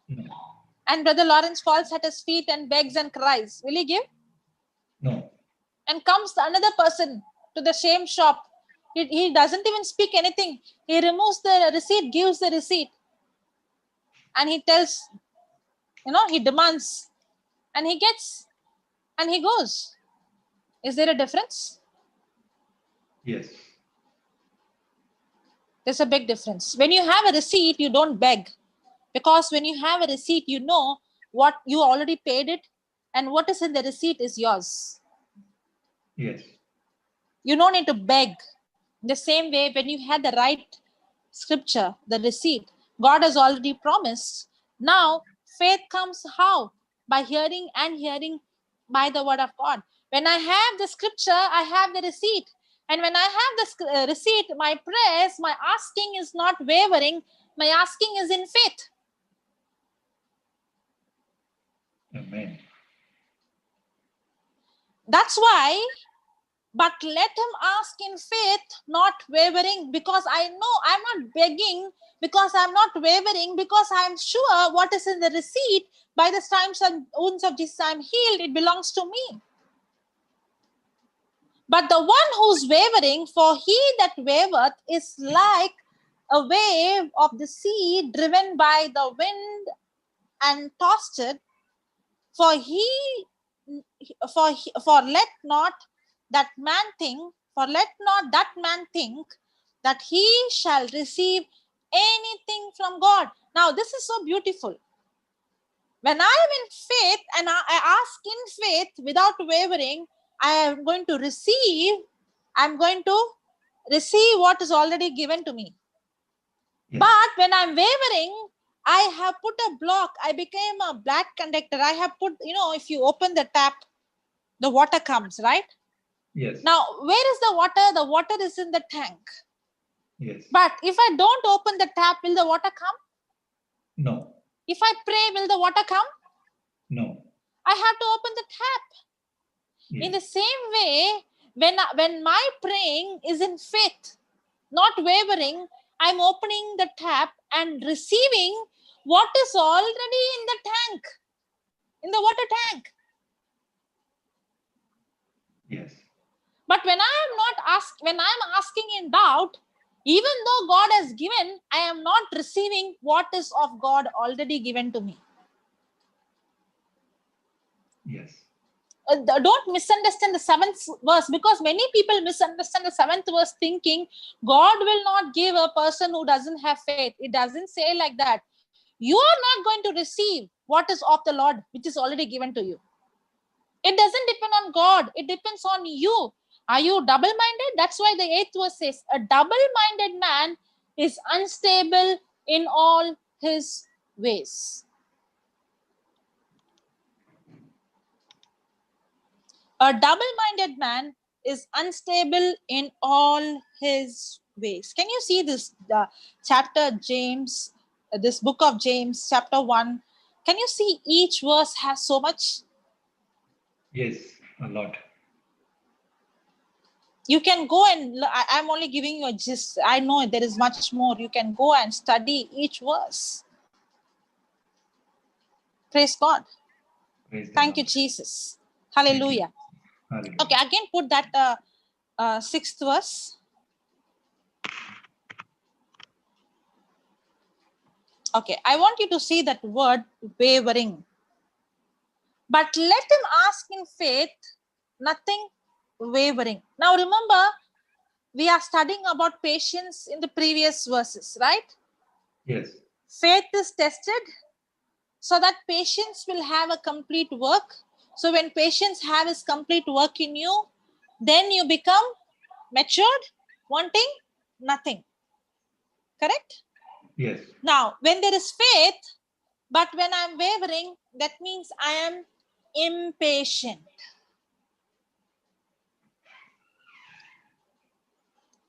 I am not yet built my patience. I have not yet become matured.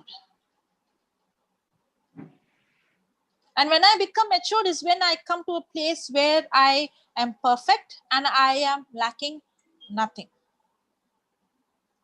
So faith without patience will waver, right? Will be double-minded. When I'm impatient, I become double-minded. You know what is double-minded?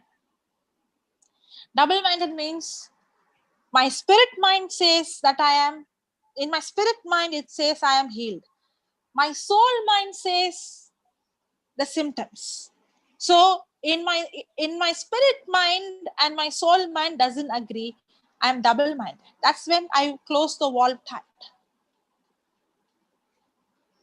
That's why patience always come to rescue. If there is no patience, then faith has no endurance.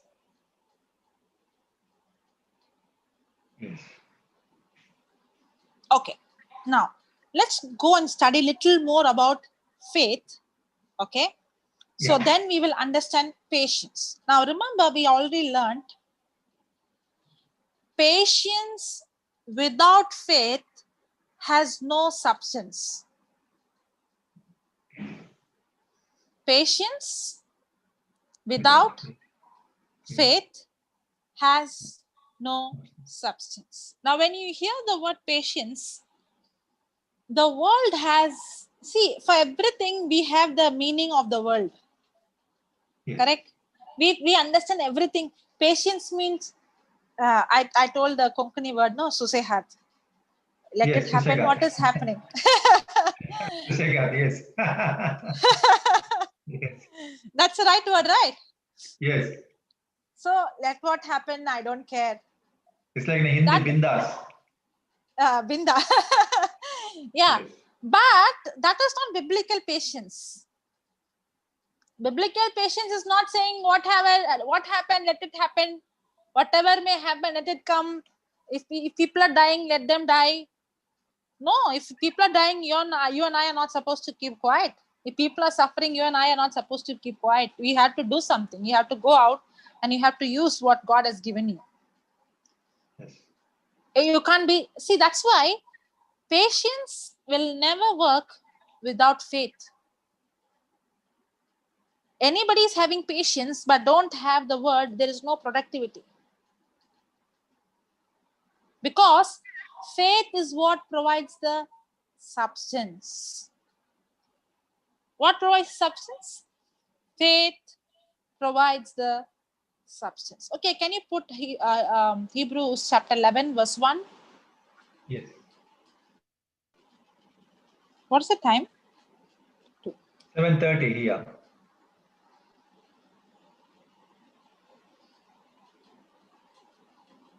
For you it is night, 12:30? No, 7:30 night. In the evening. 7:30. Okay, I heard 12:30. I was wondering. That is only for Konkani class. Okay. Praise God. Okay. Praise the Lord. Now faith is the substance. Correct? So Yes. if I have patience and if I don't have faith, then that what I'm waiting for. Okay, I'll give like this. You are going to a restaurant, okay, Yes. and you did not order anything, and you are waiting patiently. Will anything will come? No.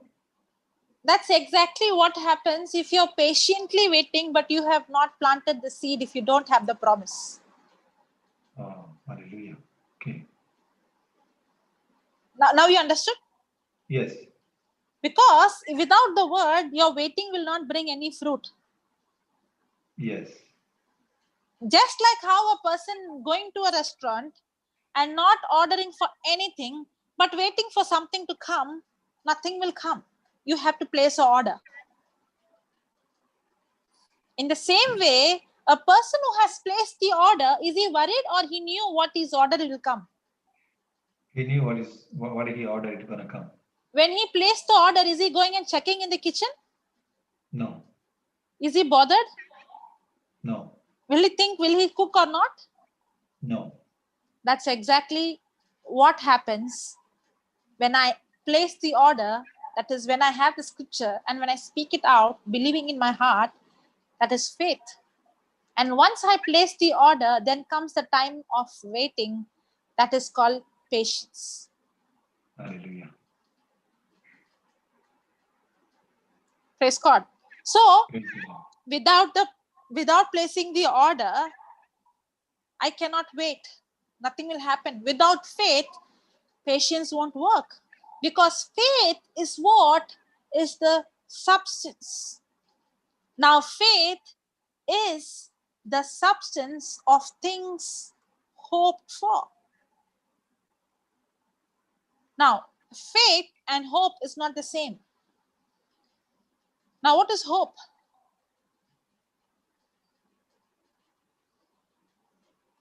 Hope. Hope is like a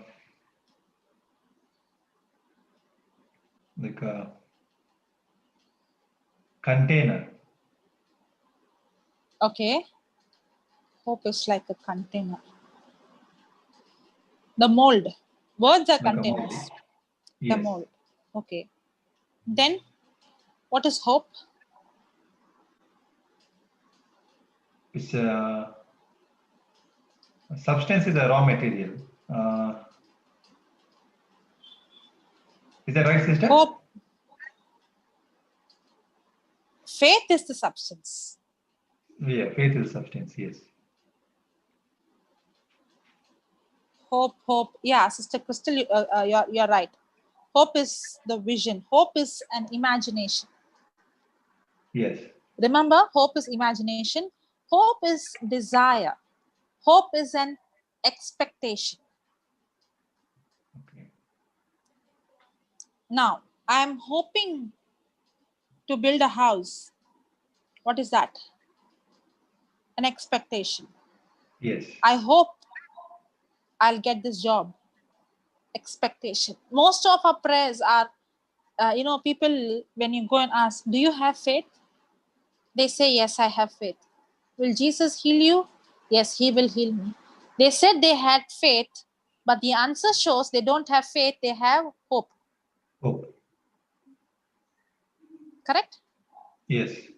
Now, as long as the hope is not tied with the promise, that hope will never come into manifestation. As long as that the faith doesn't provide the substance, the hope will not manifest. For example, Abraham was hopeless. And then he had hope, but he had a hope that through his, the servant's son, Eliezer is going to be his descendants. He had a hope, but that hope was contradicting to God's word. He was imagining through this son, to the servant's son, he's going to have his descendants. So his imagination, his hope was wrong. But when the promise was given that your descendant will be countless, that promise changed his hope. That's why hope is my imagination. As you said, hope is my mold. Praise God. Now, for example, before you build a house, do you have a blueprint? Yes. Yes. That blueprint that you have is the hope. Yeah. Correct? Yes. Now, when the blueprint, when before you buy the house, they would show you the blueprint and show you the plan and tell you, here is the kitchen, here is the bedroom, here is the living room, here is the balcony. And you might say, I see. Now what you can see? A piece of paper. Yes. But with that blueprint, can you imagine? Yes. Yes. But will that blueprint come into reality? Yes. It will only come when you have substance called, whatever you need, the cement, the bricks, the wood, the glass, whatever you need. Yes. You need the substance. In the same way, what I hope, for that hope to come into reality, I need substance, and that substance is provided by faith. Hallelujah. So I have to have that hope, and I have to need substance, that is faith. And now, for faith to not to fail and not to waver, I need patience. Hallelujah.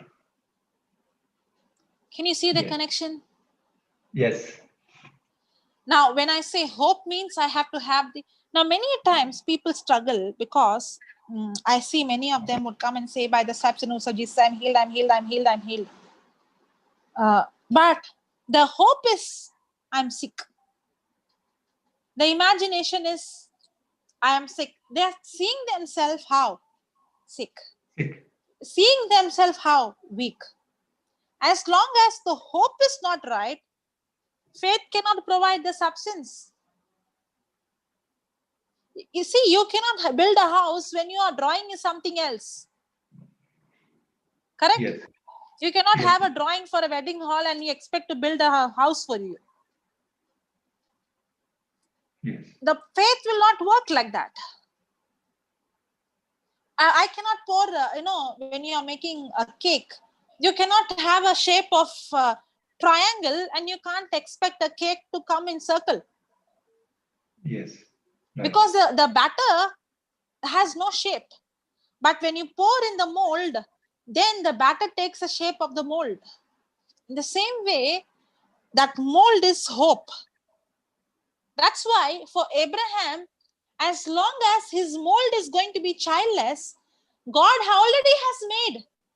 Okay, let me connect this with James. Okay, put that James. We will connect and see. Okay, now put James 2:6. Sorry, James 1:6. Yeah. Okay, now see this.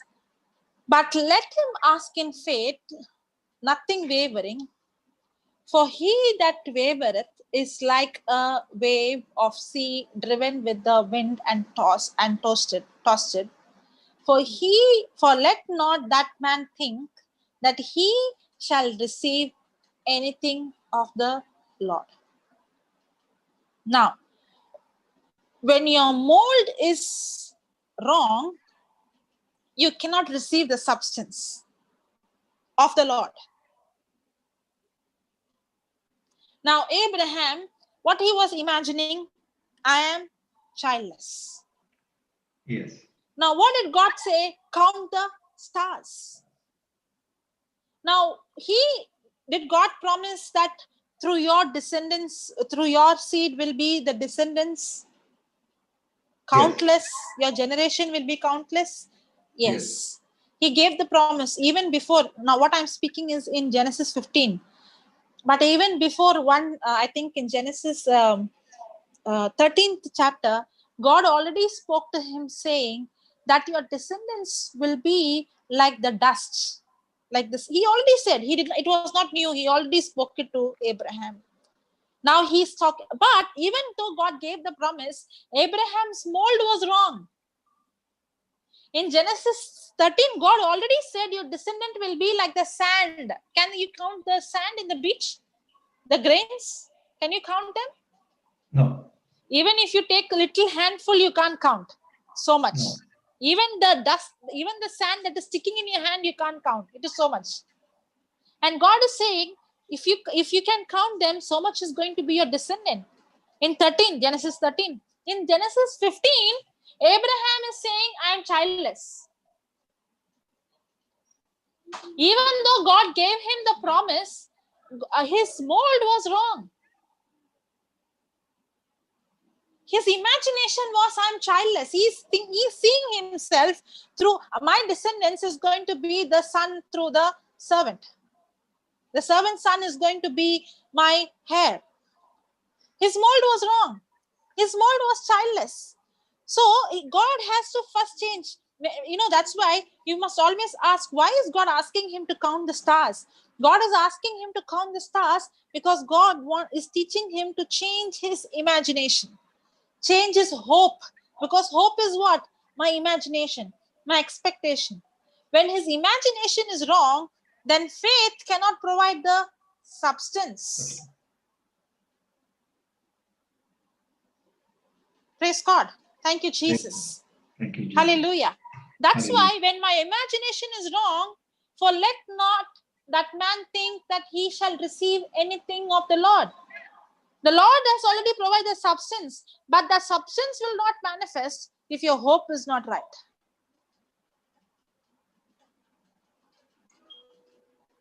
So, faith provides the substance, hope gives the mold, patience will help the faith not to fail.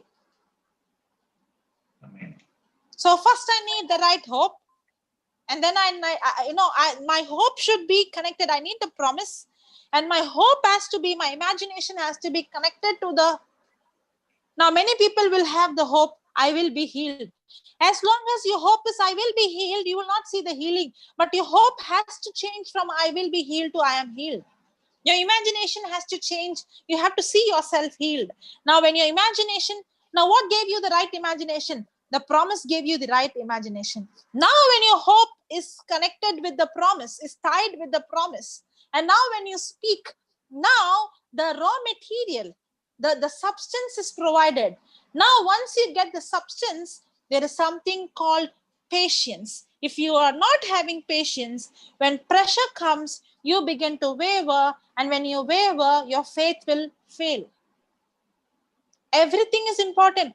Faith is important. Hope is important. Patience is important. Even one is not in the place, you will not see the manifestation. It's not just faith. It is also hope. It's not just faith and hope. It's also patience. Everything has to be in place. Then you see the manifestation. Praise God. Praise the Lord. Thank you, Jesus. Hallelujah. You, Jesus. Hallelujah. Did you understand till here? Yes, sister. So the first one is we needed faith, And then comes hope, and then comes patience. Yes. Actually, faith provides substance to your hope. Okay. Yeah. Faith provides substance for your hope. Hope. So, my hope has to change. So, what will change my hope? Now, for example, some people are hopeless. They don't even have hope. They can't even imagine anything good. Yeah. Correct? Okay, Yes. somebody is asking for notes. Yes, I'll give you notes. Okay. Praise God. Praise the Lord. Thank you, Jesus. Thank you, Jesus. My hope is my, for example, the doctor said there is no hope, means don't even expect that so-and-so will get healed. Yes. But some people I have seen that they have hope. It's not that they are hopeless. They have hope. The hope is Jesus will heal me. Now, hopeless is when a person is hopeless, faith will not work. But when the person has hope, that hope alone will not bring the manifestation. The hope has to be tied with the word, and the hope has to change from this expectation to the promise. I will be healed is hope. By the stripes and wounds of Jesus, I am healed is faith. So that hope, what changes that hope into faith? The promise. So the hope has to be tied with the promise. Are you understanding? Yes. So first I have hope, but then when I get the promise changes my hope. Now, Yes. when I get the promise, when I get the substance, now I move from hope to faith. Now, when I walk in faith, I need what? Patience. Because when I have faith, and if I don't have patience, I'm going to fall immediately, because little pressure is enough for me to waver and to fall. Amen. Yes. Amen. Praise God. Thank you, Praise Jesus. Thank you, Jesus. Hallelujah. Hallelujah. Okay. Did we write some notes last week? Yes, we did. Okay. What did we write last point?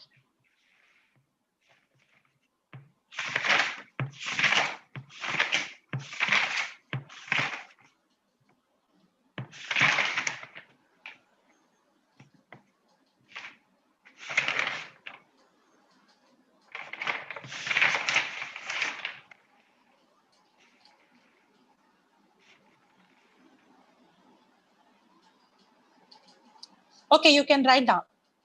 If you have written, let me know, okay? Yeah. Hebrews 11:1 says,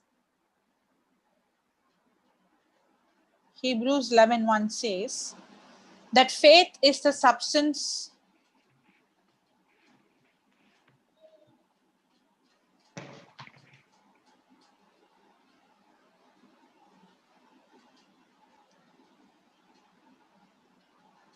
Hebrews 11:1 says that faith is the substance of things hoped for.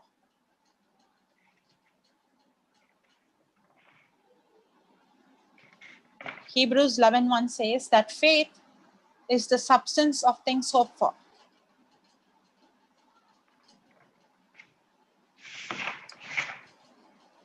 Hope without faith has no substance. Hope without faith has no substance.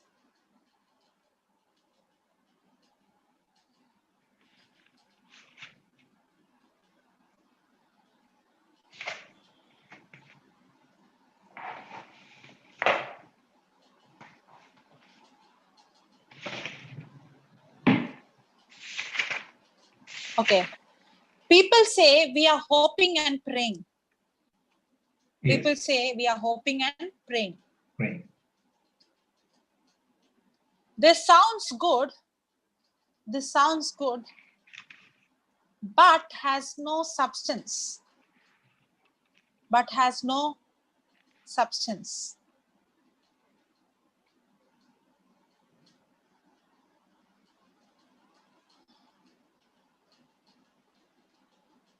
No substance. In this case, In this case, hope is being confused with faith. In this case, hope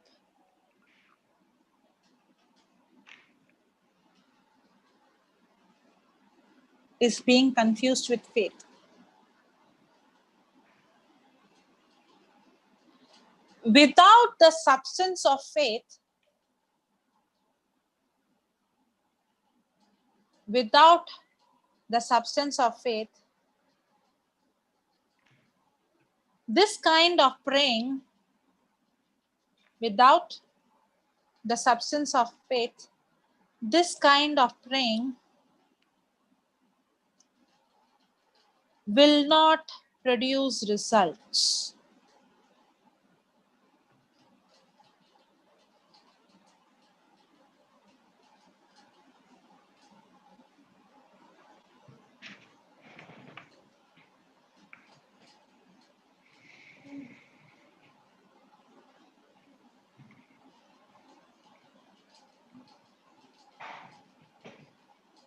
Without the substance of faith, that kind of praying will not produce result.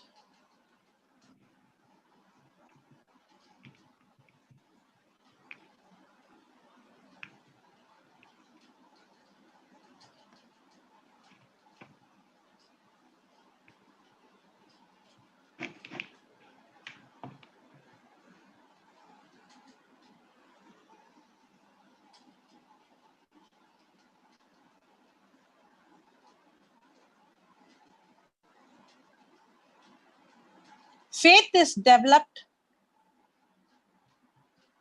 Faith is developed when we act on the word of God.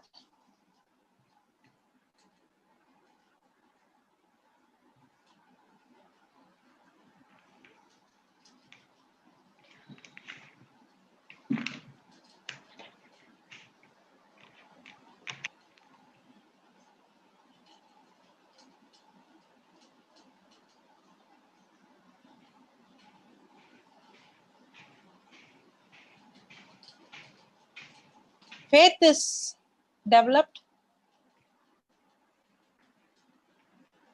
when we act on the word of God. word of God. Again, right? Faith should be developed before the trials or testing comes.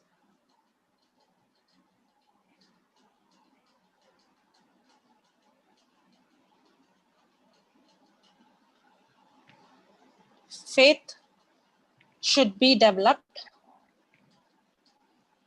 before the trial or testing comes. The force, okay, after you write that, you wrote, right? Okay. The force of patience is developed. The force of patience is developed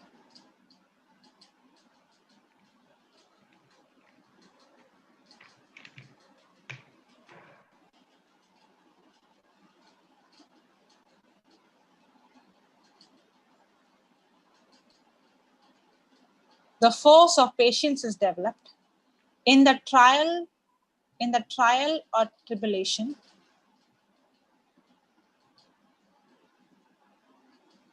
The force of patience is developed in the trial or tribulation that keep the door open,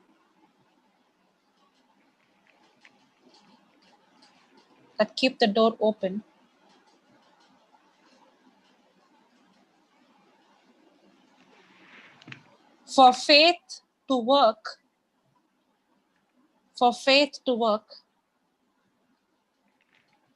and to overcome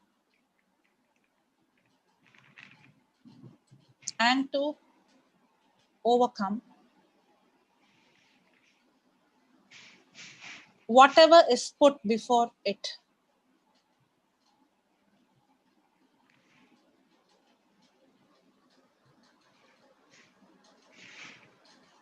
Okay. See, I want you to understand. Faith has to be developed before trials and tribulation. Have you seen people saying, my faith, when I go through trials and tribulation, my faith is built? Yes. Trials and tribulation will not build your faith. Word of God is what will build your faith. The Bible doesn't say faith comes by trials and tribulation. The Bible says faith comes by hearing, and hearing by the word of God. Yes. Now, when I have the word and when I go through trials and tribulation, because I have the word, when I go through the tribulation, now when I go through trials and tribulation, patience is built. If there is no word, then there is no patience. Correct? When I say patience means what? I'm allowing the seed to remain in my heart. I'm not allowing the seed to be aborted. Amen. I'm allowing the word to be rooted in me. Good heart. Remember? The good soil, which soil, allows the word to remain in the heart, so that that word is what develops patience. But when does the word develops patience? The word develops patience when I go through trials and tribulation. Remember the gym. I had to eat food, and when I go to gym and put pressure, muscles are built. We learned last week. In the same way, I had to have the scripture first. I had to build myself in the scripture first. Then when I go through tribulation, because I have the word, the energy, the life, the power, now the pressure that is applied, because I have the word, I can build what? Muscles. Amen. Yes. Okay. So hope, faith gives a substance for hope, and then comes faith. And then before I would go into tribulation, I have to build my faith first. Now when I go through tribulation, that word in me is going to bring patience. It's going to work in me, and it is going to make me a mature person. Amen. Amen. Thank you, Jesus. Thank you, Jesus.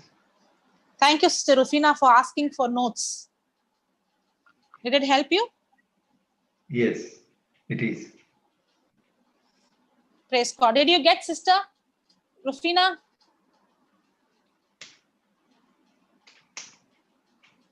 Yes. Thank you, Jesus. Okay. Any more questions? Any questions? Did we learn something today? Yes, sister. Learned a lot actually. We have to go and practice now. Yes. It is not just learning once. You have to go and learn it again and again and start teaching until you see it manifesting. Praise God. Praise God. Thank you, Jesus. Thank you, Jesus.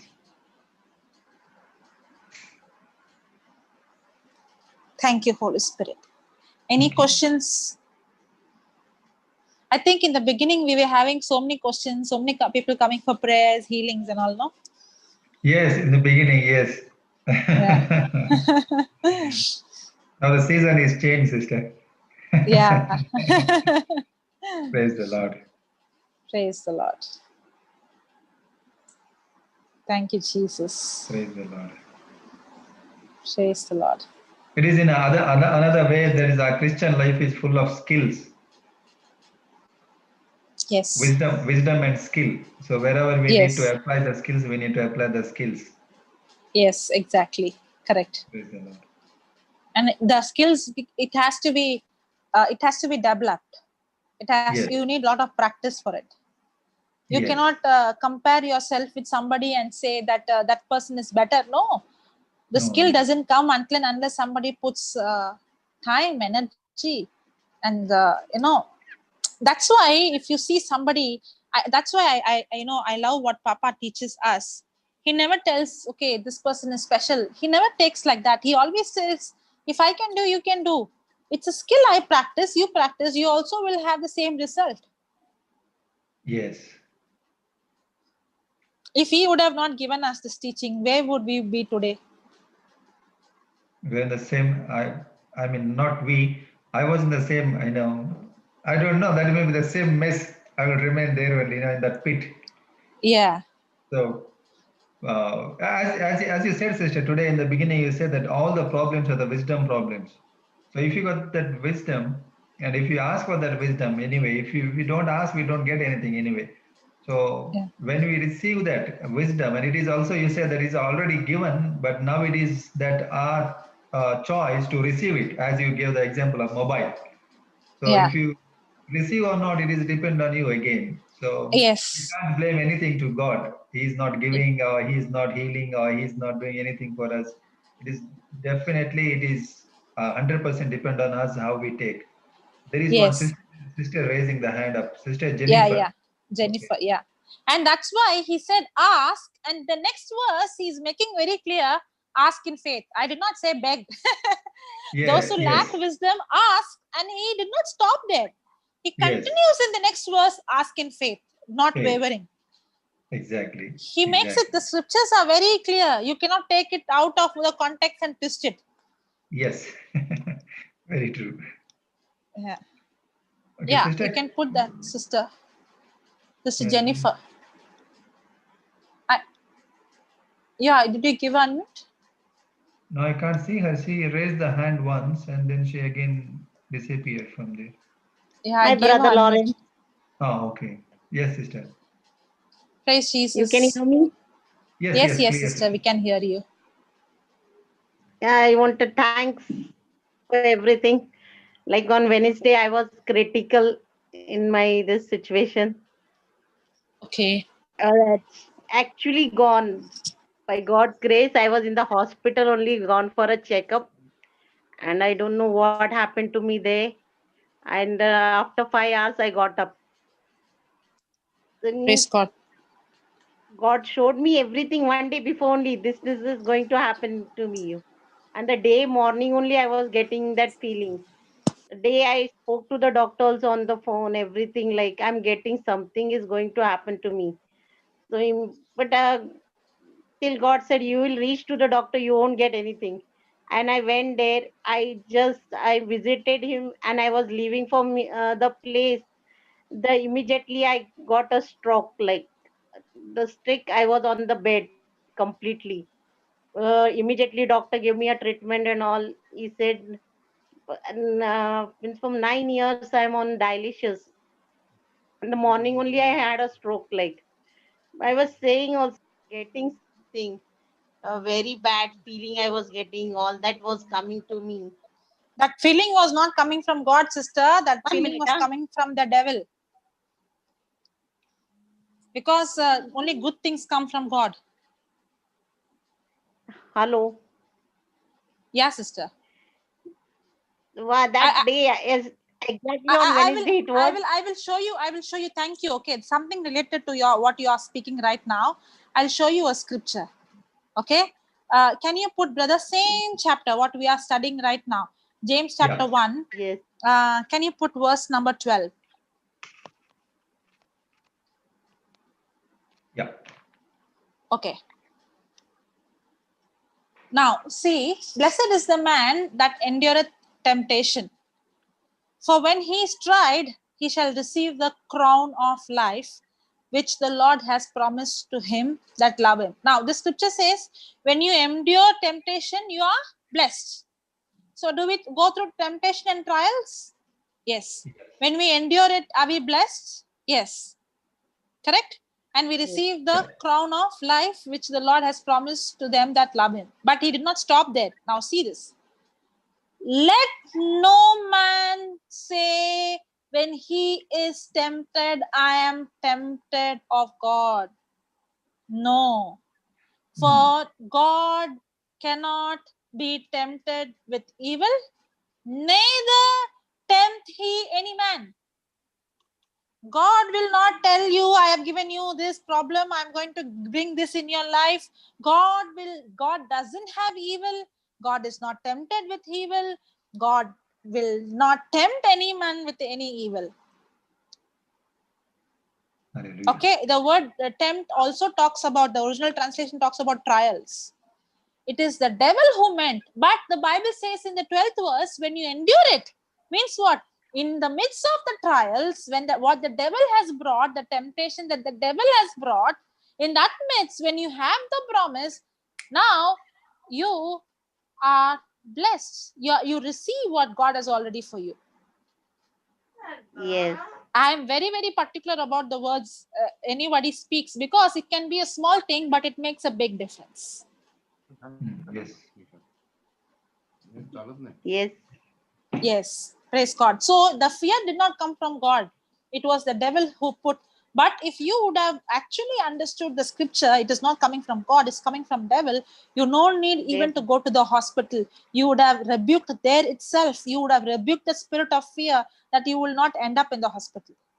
But thank God, God is merciful. God's love, God's compassion, that even what the devil meant, not God meant, devil meant to kill you, it is God who turned around for good. Hallelujah. Amen. Hallelujah. Praise the Lord.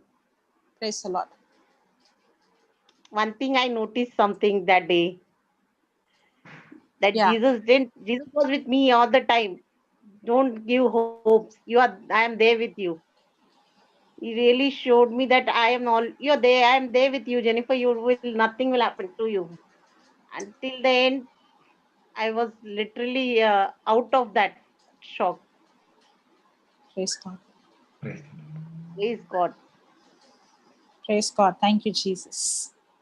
On the day Christmas night, I was at home back Praise the Lord. like 11:30. Praise the I Lord. got discharged, and I was at home. So what scriptures you were saying, sister? Immediately, I got Matthew in my mind. Matthew, the 21. Okay. The God said, "I am always with you." That I'll scripture never came leave you in my nor forsake mind. you. I was not in my condition, but that scripture came in my mind. Okay. Praise God. Thank you, Jesus. So now, sister, go into the word. Can you eat one chapati and live for 1 month? I No, am right? on. Yeah. Okay. No, I'm not asking physics. I'm saying, can a person just eat one chapati and live for 1 month, or he has to eat food every day? Every day. So in the same way, the one scripture is not enough. You have to get rooted in the word. No, Praise God for his I mercy. have I read every day the scriptures what I get now. Okay. You'll send the morning scriptures. I do that and all that. So I you know, go to that. so you know it by heart? Yeah, I go to that.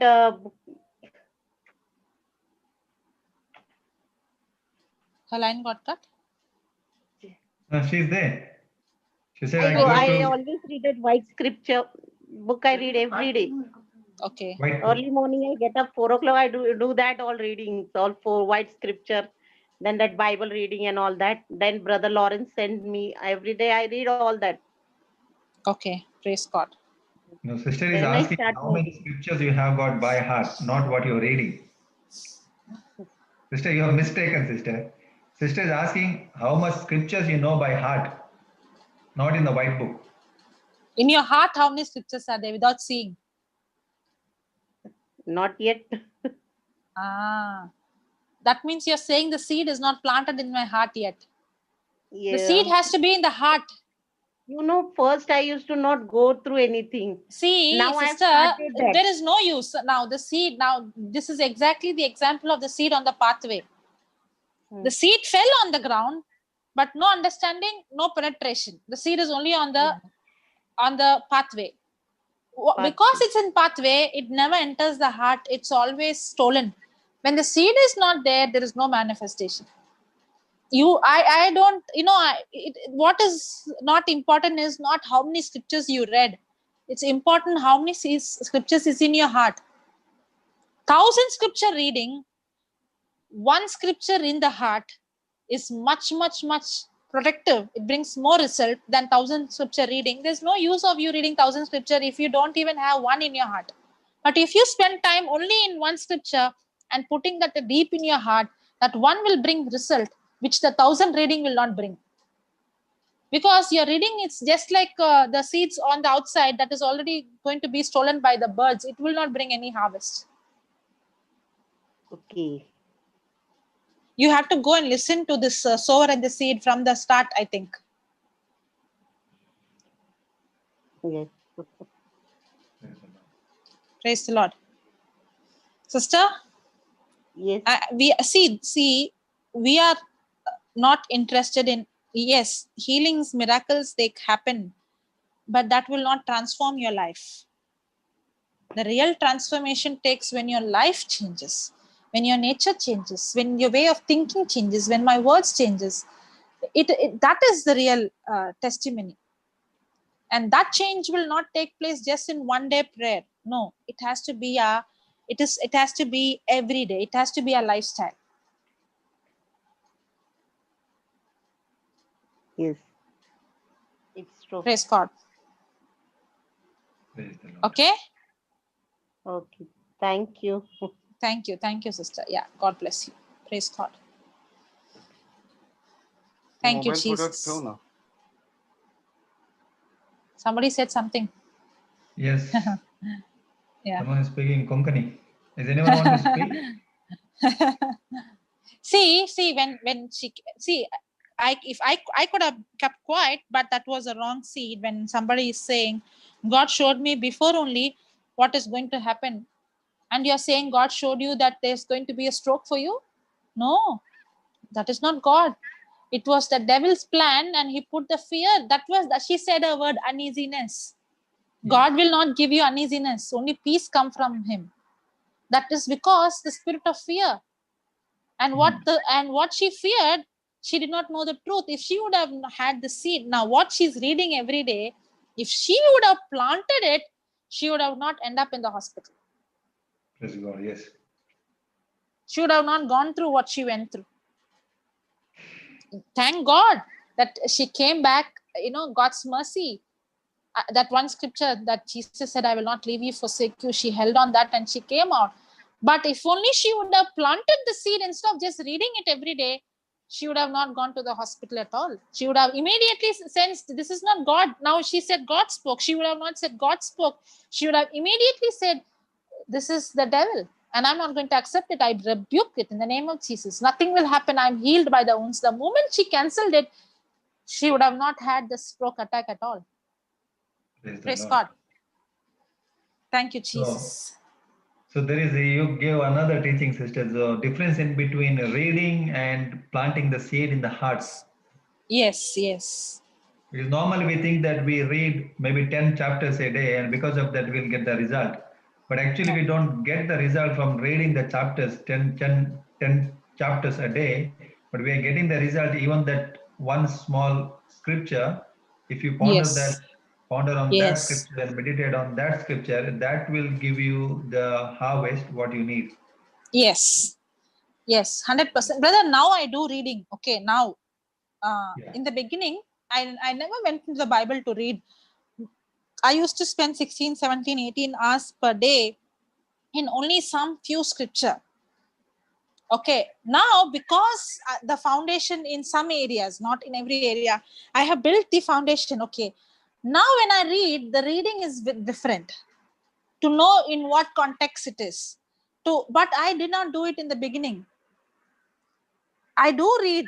I do have the habit of, I did not have it in the past. I do have now the habit of reading the entire book. But the reading is only a beginning. I read it once only to get an outline. That's it. Then I go into specific details and then it would go for months and years. Yes. That is separate. That reading alone is not going to help. In the beginning, I was not reading. I was only I was not going and reading the books in the Bible. Because I did not understand anything. Even though I tried to read, everything looked foreign for me. Everything in the Bible looked strange for me. But now, recently, I maybe 1 or 2 years, I will say only 1 or 2 years, I started to read, read the entire chapter, right? The reason is I read the entire chapter to get better understanding of what I've been learning for 10 years already. What I've been learning, for example, the sower and the seed, what I have already learned, for me to understand the context, what happened before, what happened after, what Jesus spoke, to understand, to get an even more better picture. Yes. That's why first of all, I have to, When I have to learn to write A and B, to learn to write A and B, I have to spend a lot of time. I'm not going to spend that, and I want to go and read like a 10th standard student. Then nothing will you understand. That's why many people will go directly and start reading by themselves, studying by themselves. You don't understand. No, your time is not now to go and read everything. Now your time is to go and practice how to have a grip on your pencil, how to draw a straight line. It might look very difficult. Oh, how is that she reading, he reading, who's in 10th standard? But no, when you practice the foundation, then that is very easy. That will come. But foundation is what is very important. Amen. Hallelujah. Yes. That needs lot of practice, lot of time, lot of energy. You have to give your time, you have to give your priority. Don't depend on somebody else praying over you. Yes. I think now it is changing a lot. I think I see most of them getting into studying, teaching. Yes. Yeah. It is clearing so many doubts, sister, because normally what happens is people, they come and they'll ask, okay, brother, I have got this problem. Can you give me the scriptures, as you said in the beginning of the class? And then we'll give the scriptures. But again, they'll come and they say that these scriptures are not working. I need different ones. I mean, so then we will think that what that Where is is maybe wrong? not working. Yeah, what wrong we have done, why it is not working. So then again, when we say something to them, then it goes like, oh, something foreign to them as well. Then we'll go again, we'll say that no, it's not the way that word of God is every time yes and amen. It should work for everyone. It worked for me and it has to work to you as well. But this is the problem what we do. But if they don't know the teachings and they're very new to the teachings, now they will feel like something we are talking some different things. So it is Yes, better to yes. understand the teachings first, and then they'll get root into the teachings, and then they can take the scripture and they can meditate. Yes. Praise the Lord.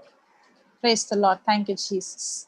Yes, and I think, the Bible, there are like, if you take only 5 scriptures, and those 5 scriptures will work on all the circumstances in your life. For Yes, example, yes. like the Spirit of the Lord is upon me, my Jesus himself has anointed me, he filled me with his love and set me free. So that one scripture which will deliver you from all the problems, even from the deliverance from the devil, from the cancer, from the HIV, from the pain, from the prosperity, Yes. marriage issues and everything. But every time Correct. people come and ask, brother, I need scriptures, then we feel like, what scriptures we have to give now? Yeah, correct. Because they think like I should so many things. Is it so simple, easy? It is very And easy actually. very easy. And as you said, that one scripture gives you answer. If one person is going to use that one scripture for every situation, it's going to give you the solution. Yes. Yes. Very true. Because even in that one scripture, when we say that one, if you ponder that the Spirit of the Lord is upon me, if you ponder on that the Spirit of the Lord is upon me, so which Spirit is upon me? Now the Spirit of the Lord, which is the same Spirit which raised Jesus from the dead, the same Spirit which came upon Mother Mary, the same Spirit. Ezekiel, chapter 37, he said, Speaking to the dry yes, bones. speak of dry bones. The same Spirit which is on the beginning of the earth, and when he created the planet Earth and everything to the Spirit. So the same Spirit in us. So if you ponder on that one scripture, I think we'll get all the answer for all the problems on this planet Earth, not only planet Earth, to our eternal life as well. Yes, amen. Yes, praise the Lord. Praise the Lord. Hallelujah. Thank you, Jesus. Thank you, Jesus. So it made our life so easy that you use one scripture for the time for maybe a month, meditate upon it, and then we can go for a second scripture. And go and teach that what you learned. When you teach is when you learn more actually. Yes, that is true, sister. I have seen that in my life before. As you asked that question, Lawrence, brother, is that the same teaching what you did before and now? Now, when I go and speak the same scriptures, see, we are not. I'm not going to study new things. Still, if you ask brother, what you're teaching to the people, I'll say that only Mark chapter 11, and all connecting from Mark chapter 11 to different scriptures. But the main is the Mark chapter 11. Till I'm studying that one, until I'm teaching the same scriptures again and again, and we are getting the result out of it. So I'm not jumping from here to there. The one chapter is giving me everything what I want. I live my life in that chapter. I teach the people in that chapter and everything for the healings, for the prosperity, whatever comes is goes from that chapter. Praise And that God. is my favorite chapter. Yes. Praise the Lord. Hallelujah. Okay. Hallelujah. Thank you, sister. Thank you for your time. Thank Thank you, you for Jesus. all the teachings that you come and give to us every time, and it's a new truth that you're revealing us, Praise giving God. wisdom. Praise the Lord. Praise the Lord. Somebody has sent Amen. something. When my mind is on the Lord and I'm meditating on scriptures, then nothing tempts me. But sometimes I get tempted. Who said nothing tempts you? That's a wrong. The first statement only is wrong. When my mind is on the Lord, I'm meditating on the scripture, then nothing tempts you. No. Did Jesus tempted? Was Jesus tempted? Yes. Yes. Was Jesus 24 bar 7 on the word? Yes. Temptation is not sin. If temptation was sin, then Jesus committed sin. Even Jesus was tempted. Temptation everybody will have. But am I going to entertain that temptation? Am I going to see the sin begins when the seed is conceived? Just like how when the mother is conceived, that's when the baby is formed. The same way, sin is not when the temptation comes, but when you allow that seed, when you entertain that thought, instead of resisting that thought, instead of fighting that thought with the word of God, attacking and bringing into captivity that thought, when you submit and when you accept it, that's the time you get conceived with that. Jesus, for example, Jesus is the best example. Jesus was tempted. If you are the Son of God, you change the stone. If you are the Son of God, jump. If you are the Son of God, worship me. All these temptation came to Jesus. But every time Jesus got the temptation, he did not entertain. He did not keep his mouth shut. That's the secret. He immediately opened his mouth. Thoughts will surely come, but when thought comes, are you opening your mouth? The first thing is, if Jesus cannot handle the temptation without opening the mouth, do you think you and I are smart enough to handle temptation without opening our mouth? That means No. you're smarter than Jesus, that I can overcome temptation without speaking words? No. When Jesus was tempted, he himself had to every time say, it is written, it is written. Go and read Matthew chapter 4. Every time he was tempted, he opened his mouth and he said, it is written. Jesus had to fight temptation. Temptation will surely come. If temptation came to Jesus, temptation will come to us. 100%, nobody is temptation free. But when Jesus went through temptation, he did not allow the temptation. How? Immediately he opened his mouth and he spoke the written word. Yes. Thank you, Jesus. Hallelujah. Praise Thank the you. Lord. I think I no need to read the rest of the chat. I gave the answer for what you're asking for. Brother or sister, you can reply me in the chat. You can go and listen to, yes, you can go and listen to more teachings on Papa has given teaching on how to the battle in the mind. You can type battle in the mind JCILM. You can go and type strongholds JCILM strongholds. All these teachings will come. You can go and listen, where we will teach you how to fight the battle, not thoughts with thoughts, but thoughts with the word of God. So don't ever think that you will not get temptation. No. You will surely have temptation. But the scripture says, let not any man say God tempted me. God will not do anything evil. Evil doesn't come from God. Be very clear in that. Praise God. Praise the Thank Lord. you, Jesus. Thank you, Jesus. Yes, that person got the answer. Thank you, Jesus. Okay. Praise the Lord. So, shall we close? Yes, sister. Yes. Yeah. We'll close. Okay. Thank you, Father. Thank you, Holy Spirit. Lord, we thank you for this day, for this session, for all the good things you have done for us. Lord, we thank you for your love, for your mercy, for making this teaching simple and easy, for teaching us with examples, showing us the scriptures. Thank you, Lord, for teaching us through the book of James, that when I go through trials and temptations, I consider it all joy, that the testing of my faith that produces patience. That patience will have a perfect work, its perfect work in me. That I become a perfect person, lacking in nothing. Thank you, Lord,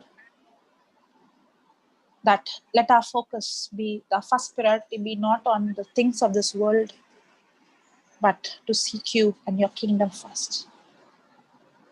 Help us, Lord, to go through and study the life of the disciples, to see them, how selflessly they lived. They were not living a selfish life. They were not interested in their own growth, in their own prosperity, in their own family, in their own richness, in their own business. If you see, when we see the life of the disciples, they were living a selfless life. Their prayers were different. Their lifestyle was different. Their expectations were different. They were believing, they were living a life for others. They were living a life that they wanted to give everything of them. Their faith was not to just receive some physical material things. Lord, help us to understand from these early Christians how they lived a selfless life, how miracles, signs, wonders happened, but at the same time they were completely selfless. They were not thinking about themselves. They were traveling, they were reaching out, they were using everything that they had for others. Lord, let us also not be like the people of this world. Let us not use the word to live and compete with the world. Help us, Lord, that we be the light of this world. We do not be a wrong example in this world, but we be the light of this world, the salt of this earth, to show who real Christ is. We ask you forgiveness, Lord, for representing you the wrong way in this world. It's our fault for representing you the wrong way. Lord, Holy Spirit, it is not me, it is you serving me and serving others through me. Thank you, Jesus. Thank you, Holy Spirit, for helping us, Lord, to change our thinking from self-centeredness to God-centeredness, that we give you the first priority. That we come to a place where nothing is lacking in our life, that we want nothing in our life, because everything that we need is you, and to know you, and to get wisdom, to get understanding, to grow in love, and to reach out and give this Christ to others. Thank you, Father, for teaching us this truth, that this word planted in our heart is working in us, so that we become mature, that we grow in patience, that we become more like Christ, so that now when people can see me, they can't see me anymore, they can see Christ. So when they see Christ, that is what is going to save a soul from death to life. Thank you, Abba Father, for teaching this truth, for showing us these examples, the testimonies, and we thank you for confirming every word of yours with signs accompanying. In Jesus' name we pray, Father. Amen. Amen. Amen. Praise God. Thank you, Praise Jesus. the Lord. Thank you, Jesus. Thank you, Lord. Somebody has put the Overcoming Temptation Goa 4th March. Yes. Thank you. Thank you, Sister Marina. You can take the teaching link. Okay, I'll turn the Thank live you, off. Jesus. Yes. Yes, brother, you can put the live off.